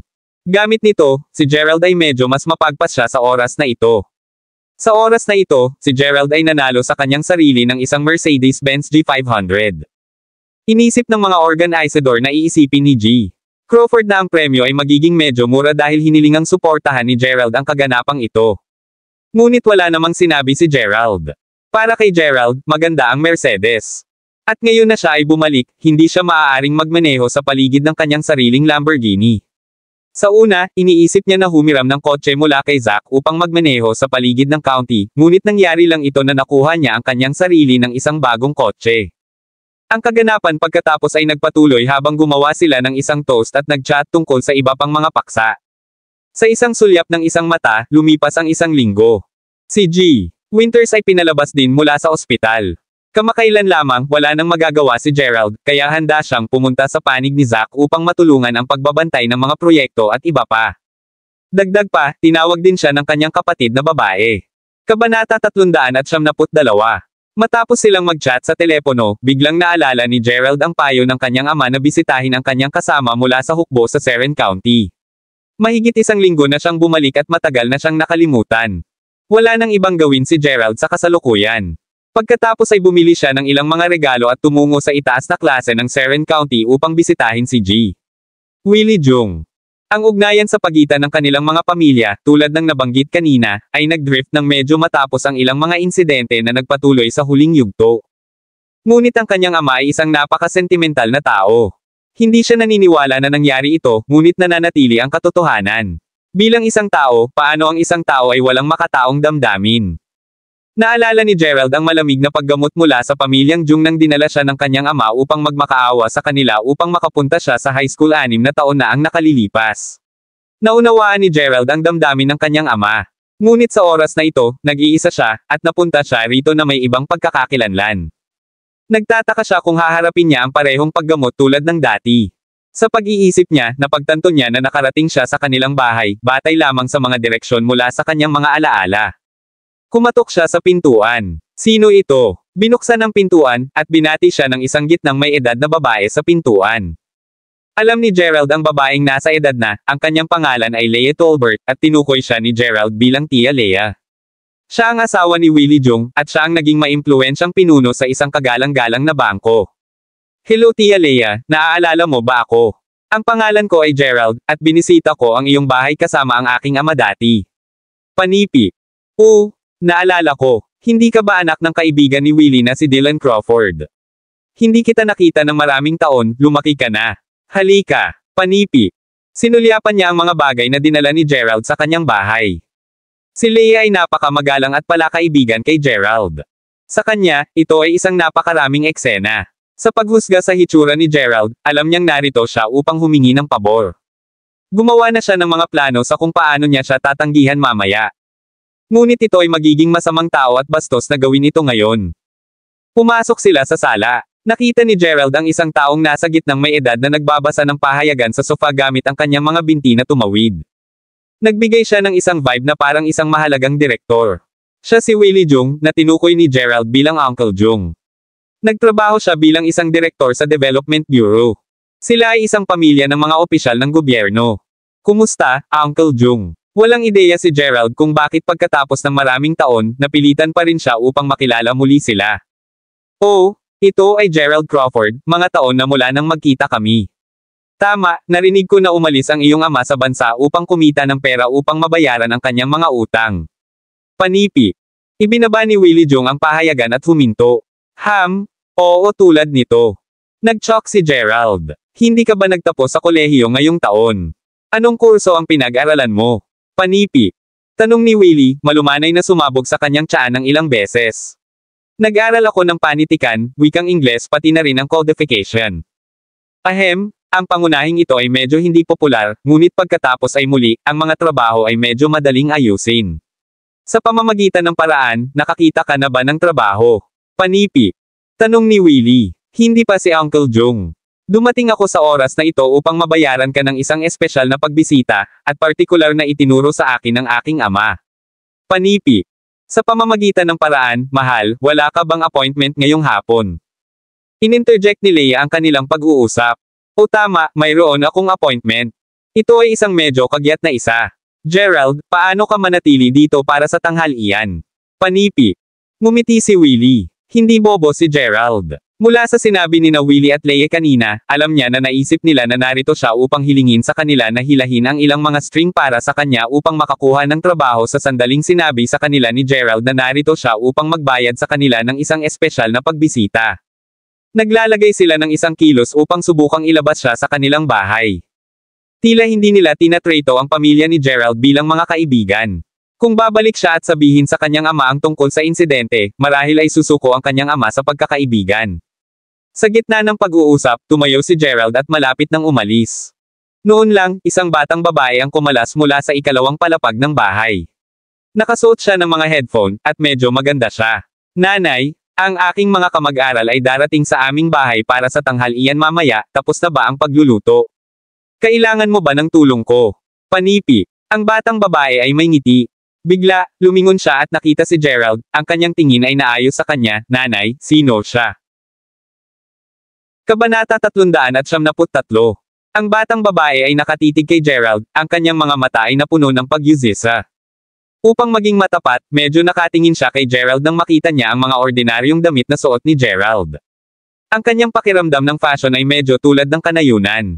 Nang marinig nila ang tanong niya, may isang minuto ng awkwardness sa pagitan ni na Willie at Leia. Lalo na si Leia. Ito ay isang pangalawa lamang na ang nakaraan na sinabi ni Willie na mayroon siyang isang kagyat na bagay upang hawakan at magkakaroon siya ng pulong sa lalong madaling panahon. Inaasahan nilang hindi mananatili si Gerald para sa tanghalian. At pagkatapos ay tumalon mula sa wala ang kanyang anak na babae at nagpop ng tanong na ito. Ginawa nito ang mga bagay na mas mahirap para kina Willie at Leia. Kung ang kanilang anak na babae ay lumabas lamang ng kaunti, si Gerald ay may iwan na ngayon. Oh, Leila? Nakalimutan mo na ba? Bata siya ni Uncle Dylan, hindi ba kayong dalawa ay nagkita kapag ikaw ay maliit? Sinabi ni Leia na may awkward na tono. Naaalala ko, dapat siyang maging Gerald, di ba? Sagot ng batang babae. Naaalala mo pa rin ako, Gerald ako. Ilang taon na mula nang makita-kita, at marami kang nakuha. Panipi. Ang pangalan ng batang babae ay si Leila Jung. Kilala siya ni Gerald.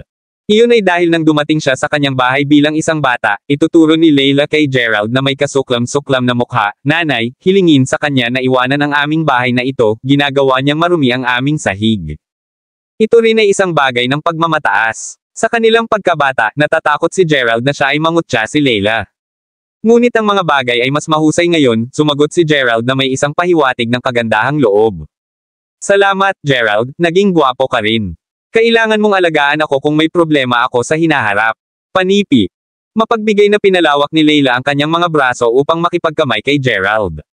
Nagpakita rin si Leila. Para kay Gerald, itinuturing na ang pinakamainit na salita na narinig ni Gerald mula sa kanya mula nang dumating sa pamilyang Jung. Okay, hindi iyon magiging problema, maaari kang maghanap sa akin kung kailangan mo ng anumang bagay sa hinaharap. Sagot ni Gerald, nakangiti ng malawak.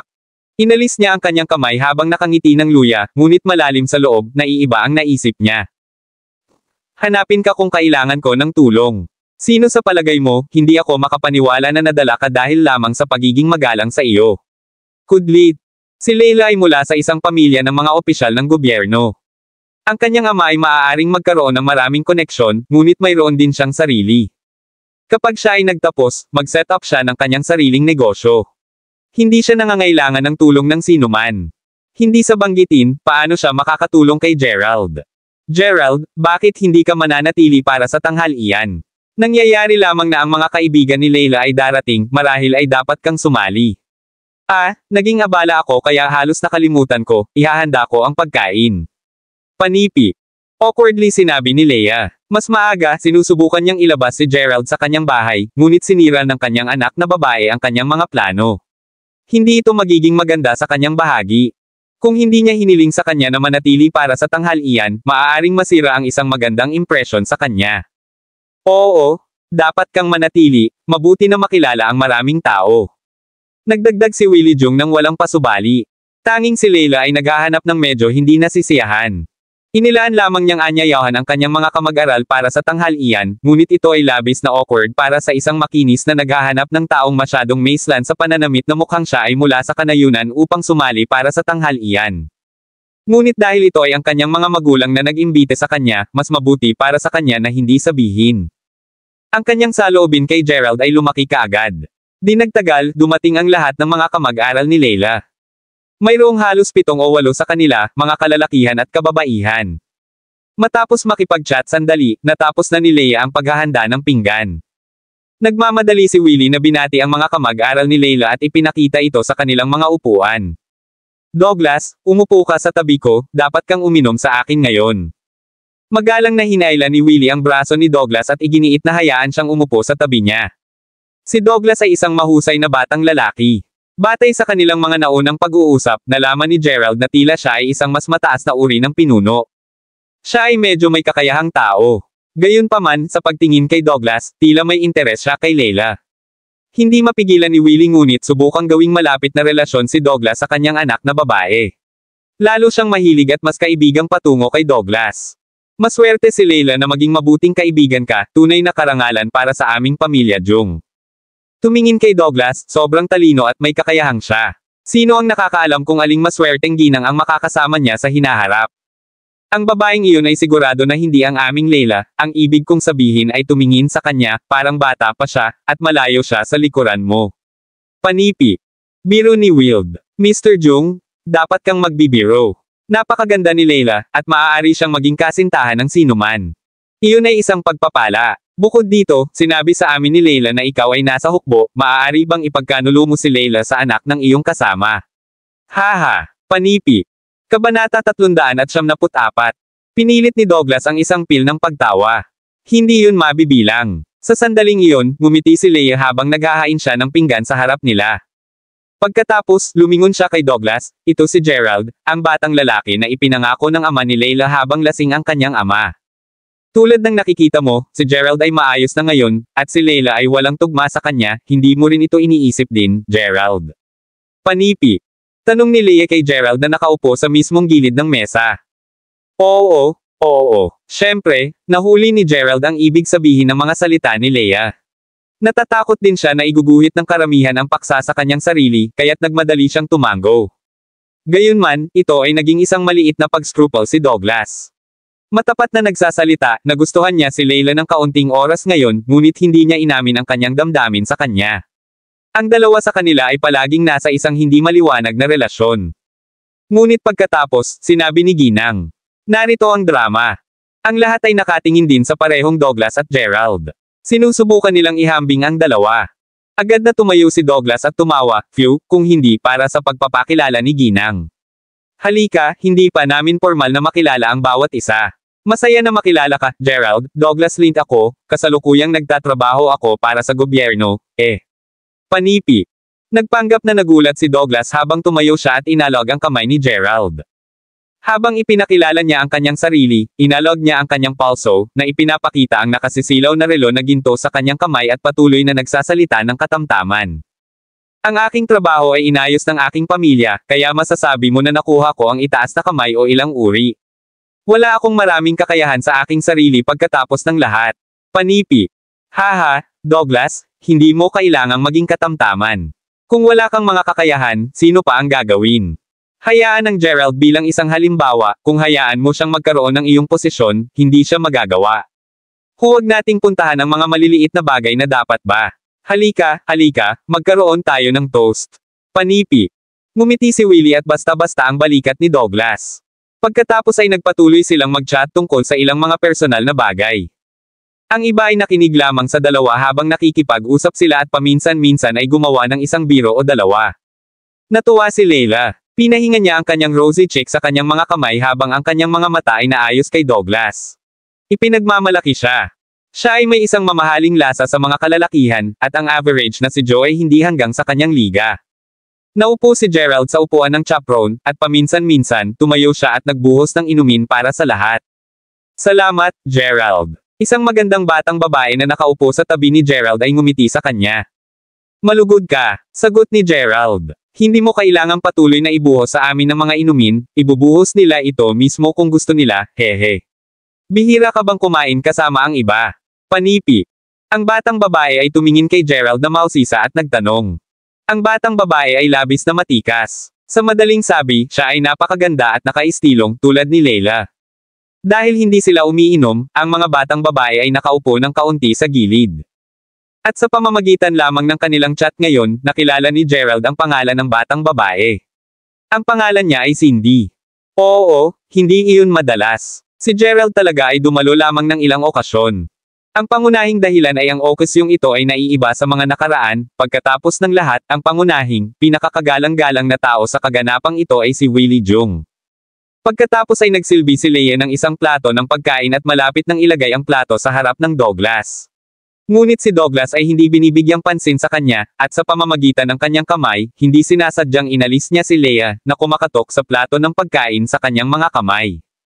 "Oops!" Sigaw ni Leia. Agad na tumayo si Douglas at humingi ng tawad kay Leia. "Hindi tama na bata, natatakot akong sunugin ka ng mainit na pagkain. Linisin ko ang gulo na ito, mangyaring magpatuloy sa iyong mga inumin kasama si G. Jung, maghanda ako ng isa pang plate ng pagkain para sa iyo." Panipi. Ngumiti si Leia sa kanya. Madali niyang nilinis ang sahig. Pagkatapos, nakita ni Gerald na ang kanilang baso ng alak ay kalahati na puno. Bumangon siya at ibinuhos sila ng ilang alak. Alam ng Diyos kung sinasadya itong ginawa ni Douglas o hindi, sa sandaling ibuhos ni Gerald ang alak sa kanyang baso, umalog ang kamay ni Douglas at ang baso ng alak ay nadulas mula sa kanyang kamay. Ang baso ng alak ay kumalas sa lupa. FCK. Nagulat si Douglas. Nagmadali si Leia sa labas ng kusina upang makita kung ano ang nangyayari. "Alam mo ba kung paano ibuhos ang alak? Ano ang ginawa mo? Bakit mo ibinaba ang baso ng alak?" Panipi. Itinuro ni Leia ang kanyang mga daliri kay Gerald habang pinaglaruan siya. Galit na siya. Sa kabilang banda, sinulyapan ni Willie si Gerald na may malamig na mga mata. Kinamumuhian niya si Gerald para sa kanyang kalokohan. Kabanata 375. Dahil sa nangyari, binigyan nila ng magandang pag-aalsa si Gerald. Ginawa nitong napahiya si Gerald. King Impierno, ito ay si Douglas na hindi humawak ng baso ng maayos, at lahat sila ay sumunod sa kanya. Ngunit naiintindihan ni Gerald. Hey! Malinaw na ang hindi patas na paggamot ay dahil si Douglas ay gaganapin ang ilang espesyal na katayuan at si Gerald ay walang tao lamang. Hindi kasalanan ni Gerald, ako ang hindi humawak ng baso ng maayos. Sa pamamagitan ng paraan, Gerald, hindi ka pa nagtatrabaho, di ba? Ngumiti si Douglas habang tinanong niya si Gerald. Hindi. Umiling-iling si Gerald. Hindi yun maganda, wala ka bang nakitang tao na hilahin ang ilang mga string para sa iyo? Bakit wala kang nahanap? Nagulat si Douglas. Ang mga koneksyon ay mahirap mapanatili ngayon maliban kung ikaw ay malakas. Tulad ng kasalukuyang trabaho ni Leila, nasayang ko ang isang malaking pagsisikap upang hanapin ito para sa kanya. Malas na sabi ni Willie. Agad niyang isiniwalat ang piraso ng impormasyon na iyon. Mabuti ako, salamat. Sagot ni Gerald. Hindi ko iniisip na magiging mabuti, hayaan mo akong tulungan ka. Tama, Yorick, hindi ba hinahanap ng iyong ama ang 2 batang security guard para sa kanyang pabrika? Sa palagay ko dapat mag-sign up si Gerald para doon, ibig sabihin ay tumingin ako sa kanya, mukhang isang matapat na tao at sa palagay ko ay gagawa siya ng isang magandang trabaho. Tinuro siya ni Douglas. Paf! Lahat ng tao sa mesa ay sumabog sa pagtawa nang marinig nila iyon. Pinahihit ni Leila ang kanyang mga mata kay Gerald. Paano magiging isang security guard si Gerald kapag nagtapos siya mula sa Mayberry University? Alam kong tama, tatawa ang aking mga kaibigan kung sasabihin ko sa kanila ang tungkol dito. Hindi ko akalain na maghanap siya ng kasintahan pagkatapos nito. Maraming mga batang babae ang tumawa. Si Cindy lang ang tahimik sa mesa. Ang negosyo ng aming pamilya ay medyo mahigpit pagdating sa pagpili ng mga security guard, nais namin ang isang may kakayahang, hindi basurahan. Nang marinig ang pangkat ng mga batang babae, naisip ni Yorick na ang pagtatanong kay Gerald na magtrabaho para sa kanilang pamilya ay medyo nakakabeya, at pinaglaruan nila ang negosyo ng kanyang pamilya. Agad siyang nag-retort. Oo, hindi mo dapat isipin iyon dahil lamang sa negosyo ng pamilya ni Yorick ang pinakamalapit dito.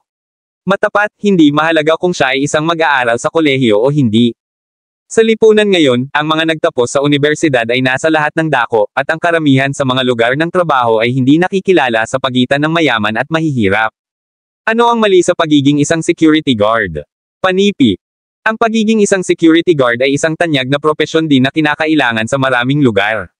Sinabi ni Douglas na may seryosong mukha. Sinabi ni Douglas, hindi ko inaasahan na magkaroon ka ng maraming mga pananaw at maging matured sa murang edad. Hindi ka dapat tumawa dahil ang sinabi ni Douglas, kaya dapat kayong matuto ng higit pa mula sa kanya. Dagdag pa ni Willie. Tumango ang karamihan ng tao sa kanilang mga ulo na may stifled laughter. Hindi nasiyahan si Gerald sa pagkain. Siya ay napili sa buong oras. Nais niyang i-lash out sa kanila, ngunit nakakahiya na gawin niya ito. Malalim sa loob, sinabi niya sa kanyang sarili na kalimutan ang tungkol dito. Narito lang siya upang bigyan ang nais ng kanyang ama. Bagaman tiningnan nila si Itay. Ang kanyang ama ay isang kakaibang tao na gustong mag-alaala tungkol sa nakaraan. Hindi mahalaga sa kanya kahit na hindi mo siya nagustuhan. Pinilit lang niya ang isang ngiti habang nilamon niya ang pagkain. Matapos tapusin ang pagkain, may ideya si Willie. Tama, paano ang tungkol sa iyo mga hangout sa karaoke bar para sa natitirang hapon? Huwag manatiling masyadong mahaba at umuwi ng maaga, upang ang iyong pamilya ay maging madali. Panipi. Got it? Dad. Huwag kang mag-alala G. Jung, narito ako, kaya't bantayan ko sila. Tiniyak ni Douglas na may ngiti. Iyon ang dahilan kung bakit ako napapaginhawa na narito ka, Douglas. Ngumiti si Willie at tumango ang ulo. Tumingin ulit si Douglas kay Gerald. Tama, Gerald, pupunta kami sa karaoke bar mamaya, dapat ka ring sumama. Malaya ka ba ngayong hapon? Panipi. Hindi ako sasali, dapat kayong magpatuloy at magsaya. Seryoso ba siya? Siyempre, hindi pupunta si Gerald. Bagaman medyo maganda si Leila, naramdaman niya na wala siya sa tamang bilog habang kasama nila. Huwag ibagsak, Gerald. Matapos ang isang pagkain ng magkasama, siyempre, kailangan nating lumabas at magsaya ng magkasama. Maliban kung ang dahilan ay hindi mo kami gusto, gawin mo, Gerald. Sinabi ni Douglas. May isang pahiwatig ng hindi kasiya siya sa kanyang mukha. Ang tunay na dahilan kung bakit hiniling niya kay Gerald na makipag-usap sa kanila ay inilaan niyang gamitin siya upang maibsan ang inip. Hindi ba ganun kung paano ang mga tao? Kapag sila ay may kakayahang, pipiliin nila ang mga mas mahina upang gawin. Nang makita ni Willie ang sama ng loob sa mukha ni Douglas, idinagdag niya. Gerald, iminumungkahi ko na mas mahusay kang sumama sa kanila. Hindi mo mabasa kung ano ang nangyayari. Si Douglas ay isang mahalagang tao, at ano ang tungkol sa iyo. Ngayon na inanyayahan kanya na sumama, bakit hindi mo lang tatanggapin ang kanyang mabait na alok? Panipi. Sige, pupunta ako. Hindi nagawang eyebrush sila ni Gerald. Lalo na ang batang babae sa tabi niya. Patuloy na tinitingnan siya ni Cindy, umaasa na sasama siya upang magkasama. At pagtitiyaga ni Willie. Inisip ni Gerald na sasamahan lang niya sila, marahil ay hindi niya papansinin ang kanilang maliit na pahayag. Maya-maya pa, ang grupo ng mga ito ay naghihintay sa ibaba. Sina Douglas at Yorick ay naghanda ng kanilang mga kotse. Ang dalawang lalaki ay nagtulak sa grupo sa kanilang mga kotse. Kabanata 376. Sa wakas, ito ay si Gerald na sumakay sa kotse. Ngunit walang puwang. Oh, F***. Tingnan mo lang. Pareho sa aming dalawang kotse ay puno na. Hindi namin maaaring hilingin sa iyo na umupo kasama ang mga batang babae, di ba? Hindi ito maginhawa. Tumawa si Douglas at sinabi pagkatapos gumulong sa bintana ng kotse. Siya ay sadyang pinaglaruan si Gerald mula pa nang marinig niya na mayroon siyang kontrata sa kasal kay Layla at sadyang ginagawang mahirap ang mga bagay para mapahiya siya ni Gerald. Alam din ni Gerald na ang dahilan na inanyayahan siya ni Douglas sa karaoke bar kasama nila marahil para sa ganitong kadahilanan. Ano ang mali sa pag-upo sa tabi ng isang batang babae? Lilipat ako ng kaunti. Gerald, halika at umupo sa tabi ko. Sabi ni Cindy habang kumakawe siya kay Gerald. Medyo hindi nasisiyahan si Douglas dito, ngunit hindi siya naglakas loob na sabihin kahit ano dahil si Cindy ay isang magandang diyosa din. Salamat. Ngumiti si Gerald at tumango ng bahagya bago siya umupo sa tabi ni Cindy. Di nagtagal, dumating ang lahat sa isang silid sa loob ng isang karaoke bar. Inanyayahan din ni Douglas ang isa pang pangkat ng mga kaibigan na sumali sa kanila.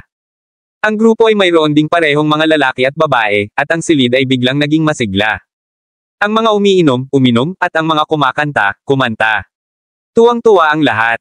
Si Yorick ay madalas na dumating sa bar na ito. Pamilyar din siya sa babaeng manager dito. Hahaha. Kaya, ngayon lahat ay maaaring mag-order lamang ng anumang gusto mo. Si Yorick at ako ay gagamot sa inyong lahat. Sabi ni Douglas habang tumatawa siya. Salamat, Douglas. Mahal kita, Douglas. Panipi. Maghintay, si Douglas ay kabilang sa Layla.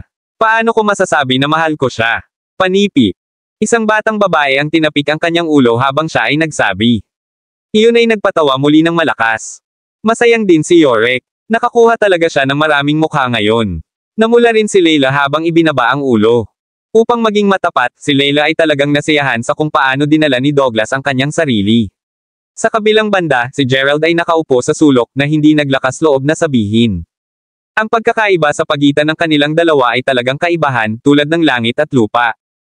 Maaari lamang iling ni Layla ang kanyang ulo nang walang magawa habang tinitingnan niya si Gerald. Bigla, may nagtulak sa bukas ng pintuan ng silid. Isang babae sa isang pulang damit na strutted sa silid. Sa mga unang impresyon, maaaring sabihin ng isa na ang babaeng ito ay may kadalubhasaan sa paghawak ng mga naturang pagtitipon sa lipunan. May hawak siyang bote ng pulang alak at ngumiti habang sinabi niya, Douglas at Yorick, alam ko na ang dalawa ay narito ngayon kaya napunta ako rito upang espesyal na bigyan ka ng isang bote ng pulang alak. Magsaya ka ngayon. Panipi. At dahil madalas na dumating si Yorick, bibigyan ko kayong lahat ng 10% na diskwento sa pangkalahatang bayarin ngayon. Magsaya. Panipi. Bakit 10% lamang ang diskwento? Yorick, hindi ka ba pamilyar sa kapatid na ito sa pulang damit? Bakit ka lang niya binibigyan ng 10% na diskwento? Maraming mga batang lalaki ang nagbiro at nagbo. Ang mukha ni Yorick ay nagdidilim kaagad. Pakiramdam niya ay nawala na siya ng mukha. Hindi. Kailangan mong bigyan ako ng isang 20% na diskwento. Sagot ni Yorick, na may isang hindi kasiya siyang hitsura na plaster sa buong mukha niya. Hindi yun gagana, Ginoo. Kailangan ko pa rin gumawa ng negosyo. Ang babae sa pulang damit ay tinakpan ang kanyang bibig bago siya chuckled. Okay, fine. Ngunit Miss Hannah, mangyaring dumating at mag-enjoy din sa amin. Panipi. Nang makita ng mga lalaki na ang babae na nagbihis ng pula ay napaka-sexy at maganda, hiniling nila sa kanya na samahan silang uminom. Paumanhin, ngunit mayroon akong isa pang mahalagang customer na dumalo sa ngayon. Hindi talaga ako makakainom. Inalis ni Miss Hannah ang kanyang kamay bago siya lumabas. Ang kapaligiran ay biglang naging awkward. Maraming mga batang lalaki ang tumingin kay Yorick, isa-isa. Yorick, ano ang nangyayari dito? Bakit hindi ka binibigyan ng Miss Hannah ng anumang mukha? Panipi. FCK. Paano mo masasabi na pamilyar ka sa kanya? Binibigyan ka lang niya ng isang 10% na diskwento. Naisip ko na ang dalawa sa iyo ay may isang mahusay na relasyon ngunit ganap na hindi kanya pinansin. Panipi. Ang ilang mga batang lalaki ay nagpahayag ng mapait matapos umalis si Miss Hannah sa silid. Ginawa nitong naramdaman ni Yorick na parang nainsulto siya sa mga pin at karayom. Labis siyang hindi komportable. Oo, si Miss Hana ay hindi nagbigay sa kanya ng anumang mukha ngayon. Nang dumating siya bago ito, siya ay napakamagalang sa kanya at iyon ang dahilan kung bakit naisip ni Yorick na pamilyar na siya sa kanya. Gayunpaman, ngayon na ipinagmamalaki na niya ito sa lahat, hindi niya binigyan siya ng paggalang kapag kailangan niya ito. Ito ay hindi gagamitin na nagyabang sa lahat. Hindi ka naniniwala sa akin. Okay nun. Pupunta ako at dadalhin siya rito upang uminom sa amin ngayon. Hintayin mo lang ako, panipi. Buksan ni Yorick na buksan ang pintuan ng silid at bumagsak.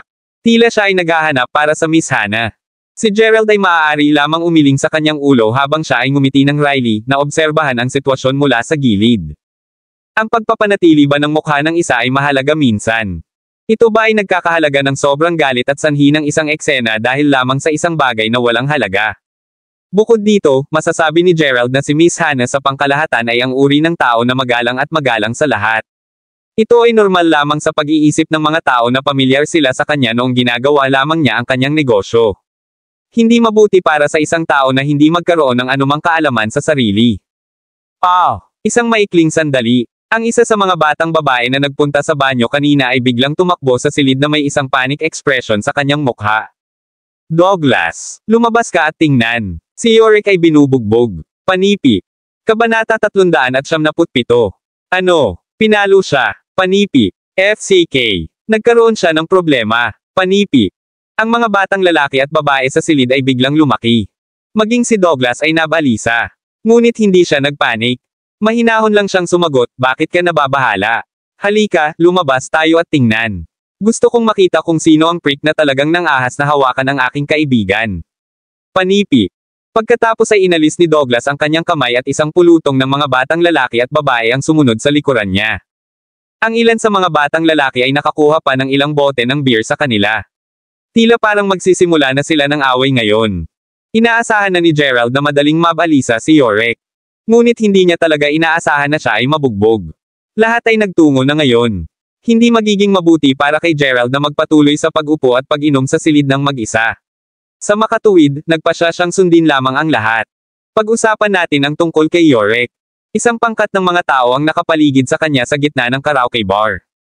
Siya ay kulot sa lupa at ang dugo ay umuusbong mula sa kanyang noo. Halos isang dosenang mga bodyguard mula sa karaoke bar ay pinalo lang siya. Tulad ng tungkol kay Hana, malamig lang ang nakasisilaw niya kay Yorick na may isang nakangiting-ngiti sa kanyang mukha. Nakakalungkot ka. Hindi mo ba alam kung paano pahalagahan ito kapag binibigyan ka pa rin ng mukha? Talagang naglakas loob kang hilahin ang aking buhok. Dapat kang may sakit sa pamumuhay. Hindi mo ba alam kung kanino ang teritoryo na ito? Hindi ka ba natatakot na ang Big Dolph ay mag-hack sa iyo sa kamatayan? F***, panipi. Hana sneered. Sa mga salita, ang Big Dolph, ang mga mukha ng maraming tao na nakatayo sa mga gilid ay naging mapatla kaagad. Hindi nila maiwasang tingnan si Yorick, na nakahiga sa lupa, na may pakikiramay. Mas maaga pa, tumawag si Yorick kay Hana, na pumasok na sa ibang silid. Galit siyang sinalsal na lumapit at uminom kasama nila. Siyempre, hindi siya pinansin ni Hana. Sa katunayan, walang maraming mga tao sa karaoke bar na may kakayahang kumbansihin si Hana na bigyan sila ng isang toast at uminom kasama nila. Gayunpaman, tumanggi si Yorick na tiisin ito. Sa dulo, hinaila pa niya ang buhok ni Hana. Sa huli, ang mga bagay ay naging ganito. May isang tao mula sa iba pang silid na nasaksihan ang binata na ito na pumapasok sa kanyang silid at hinaila ang buhok ni Hana.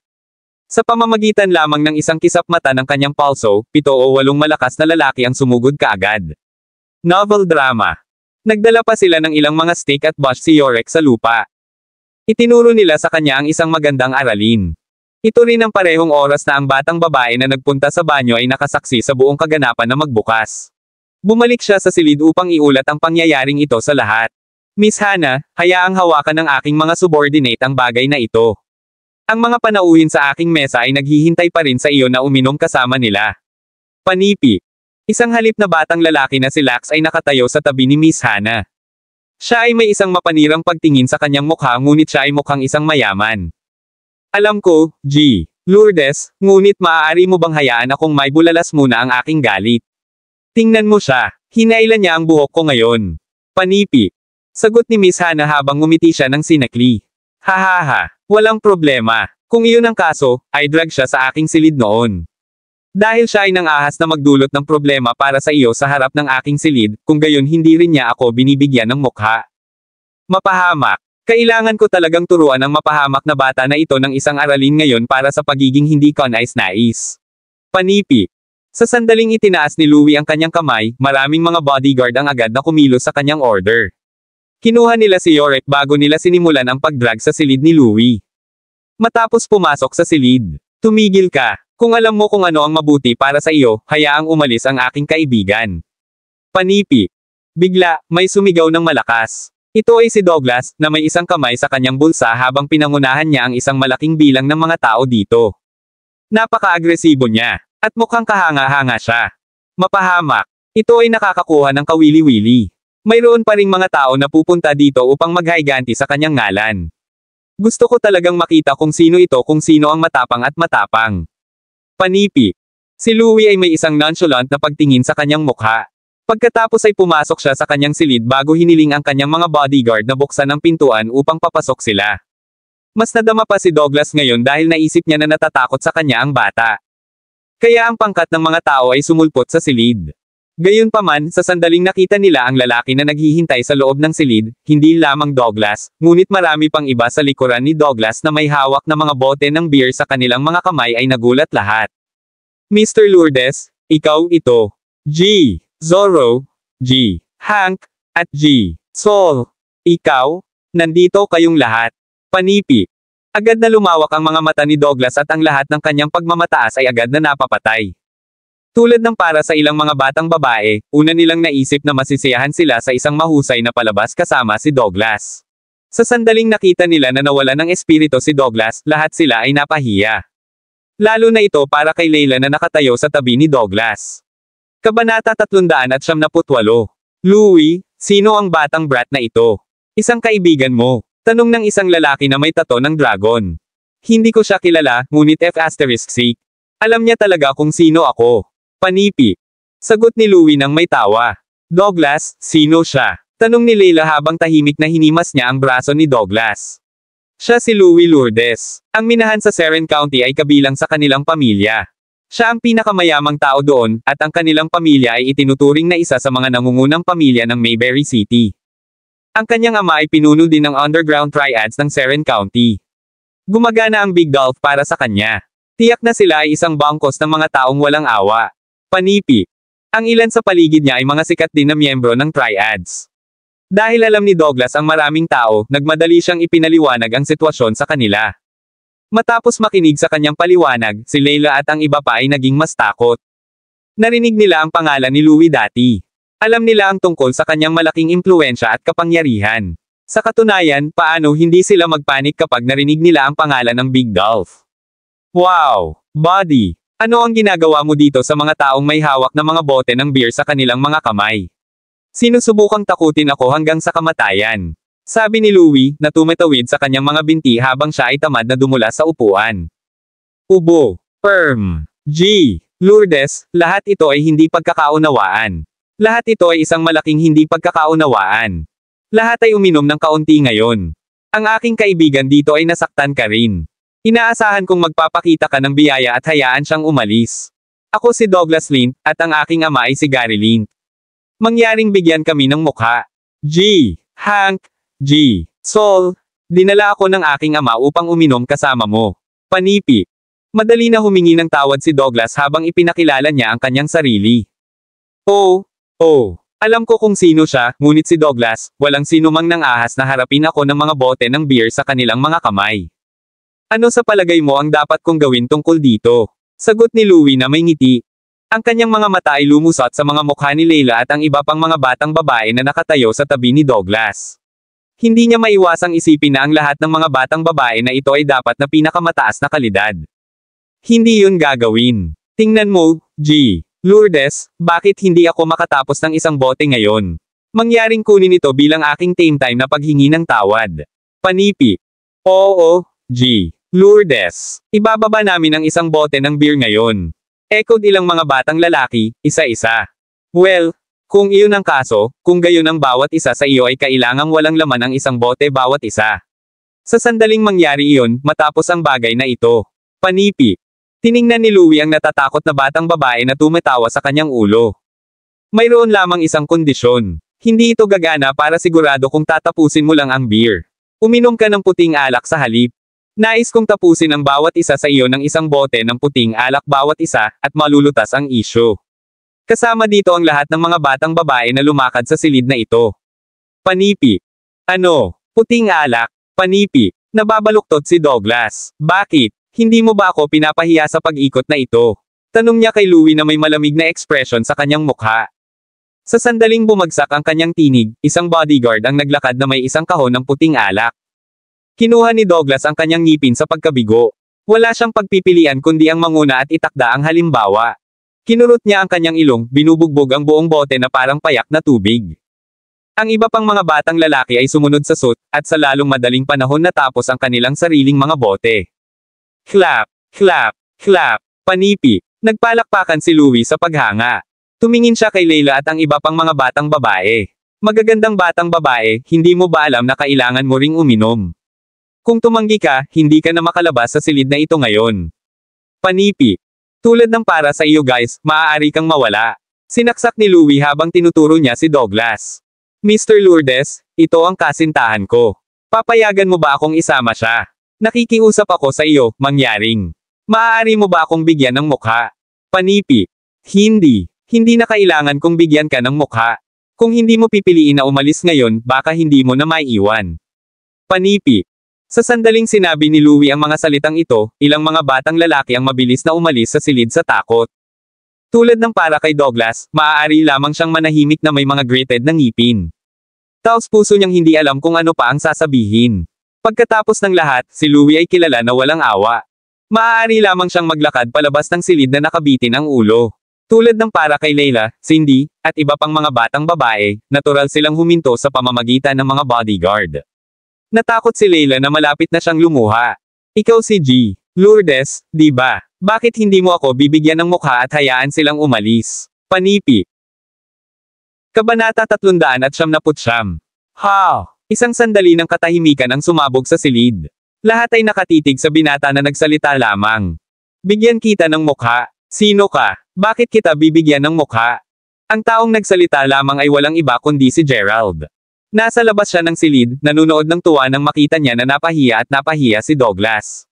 Wala itong kinalaman sa kanya, pagkatapos ng lahat. Ngayon, malinaw naman na may mga mata si Louie para kay Layla, Cindy, at ang nalalabi sa mga batang babae. Wala siyang maraming dahilan upang mag-alala tungkol kay Layla. Pagkatapos ng lahat, kahit na si Layla ay medyo magalang sa kanya sa ibabaw, alam ni Gerald na ang batang babae na ito ay talagang hinamak at tumingin sa kanya. Hindi na kailangan niyang ipagmalaki o magpakita sa harap niya. Gayunpaman, narito rin si Cindy, at masama ang pakiramdam ni Gerald kung talagang wala siyang pakialam sa kanya. Ginagamot niya siya ng mabuti mula pa noong simula, hindi kailanman minsan ay hinahamak siya sa anumang paraan. Siya rin ang uri na walang hawak na mga paghuhusga o pagkiling sa kanyang puso. Marahil, maaaring hindi ito nangangahulugang anumang bagay kay Cindy, ngunit si Gerald ay labis pa ring nagpapasalamat. Kaya, nagpasya siyang tumayo para sa kanya. Gerald, anong kalokohan ang iyong pinag-uusapan? Bakit hindi ka lang mawawala? Mayroong ilang mga bagay tungkol sa ilalim ng lupa na hindi mo maiintindihan. Panipi. Sinaway ni Layla si Gerald na may malamig na matigas na pagtingin sa kanyang mukha. Hindi niya ito matatanggap. Lumaki si Layla sa isang maliit na bayan, at siya ay lubos na may kaalaman. Natural na naintindihan niya ang sitwasyon na malapit ng magbukas ngayong gabi. Maging hanggat maaari, binubuo ang isip ni Layla. Ano pa rin ang big deal? Karamihan, kailangan niyang tapusin ang isang buong bote ng puting alak tulad ng ginawa ni Douglas, pagkatapos ay maubos ang silid ng mabilis. Si Louie ay hindi ba maglakas loob na masyadong mapang-uyam, gagawin niya. Sa hindi inaasahan, umakyat si Gerald at nagkunwari na isang bayani. Naiinis siya ngayon, talagang nais na bigyan siya ng isang masikip na sampal o dalawa sa kanyang mukha. Bigyan kita ng mukha. Ano ang tama mo? Tanong ni Louie na may malalim na pagsimangot. Ang natitirang mga kalalakihan sa silid ay nakatitig din kay Gerald. Inilagay ni Gerald ang kanyang mga kamay sa kanyang mga bulsa, nang umisi ng basta-basta. Ang batang babae dito ay kaibigan ko. Kaya, aayusin ko ang isyong ito para sa kanya.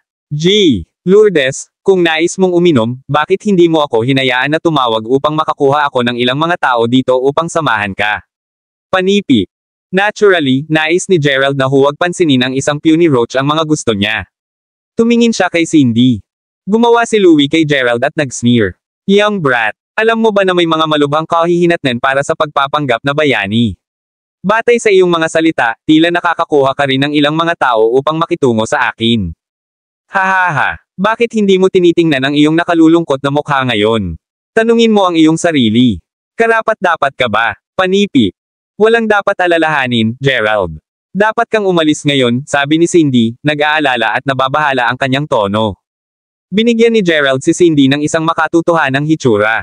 Hindi okay, huwag kang mag-alala, ipinangako niya na may ngiti. Pagkatapos ay tumingin si Gerald kay Louie. Kaya, ano ang tungkol dito, G? Lourdes, bakit hindi mo sasabihin sa akin kung maglakas loob ka o hindi? Darating ang aking bayan dito mamaya. Marahil ay may maiinom sila sa iyo. Panipi. Okay. Buti na. Ito ang kauna-unahang pagkakataon na hinamon ko bago ang napakaraming mga kagalang-galang na katutubong county. Tila kailangan kong maranasan ito para sa aking sarili ngayon, ngunit payagan akong ilagay muna ang lahat ng mga pangit na salita. Baka hindi ako nagpatawad mamaya. Alamin kung ano ang nangyayari sa mga nang-ahas na makakasakit sa akin. Naniniwala ako na malalaman mo nang napakabilis kung magtanong ka lang sa paligid, retort ni Louie sa pinaka-condescending na paraan na parang isang biro si Gerald. Tinanong lamang ni Gerald sina Cindy, Leila, at ang natitirang mga batang babae na umalis ngayon. Tiningnan ni Cindy si Gerald na may pag-aalala sa kanyang mukha. Nakaramdam siya ng pakiramdam ngunit nais na manatili at samahan pa rin siya.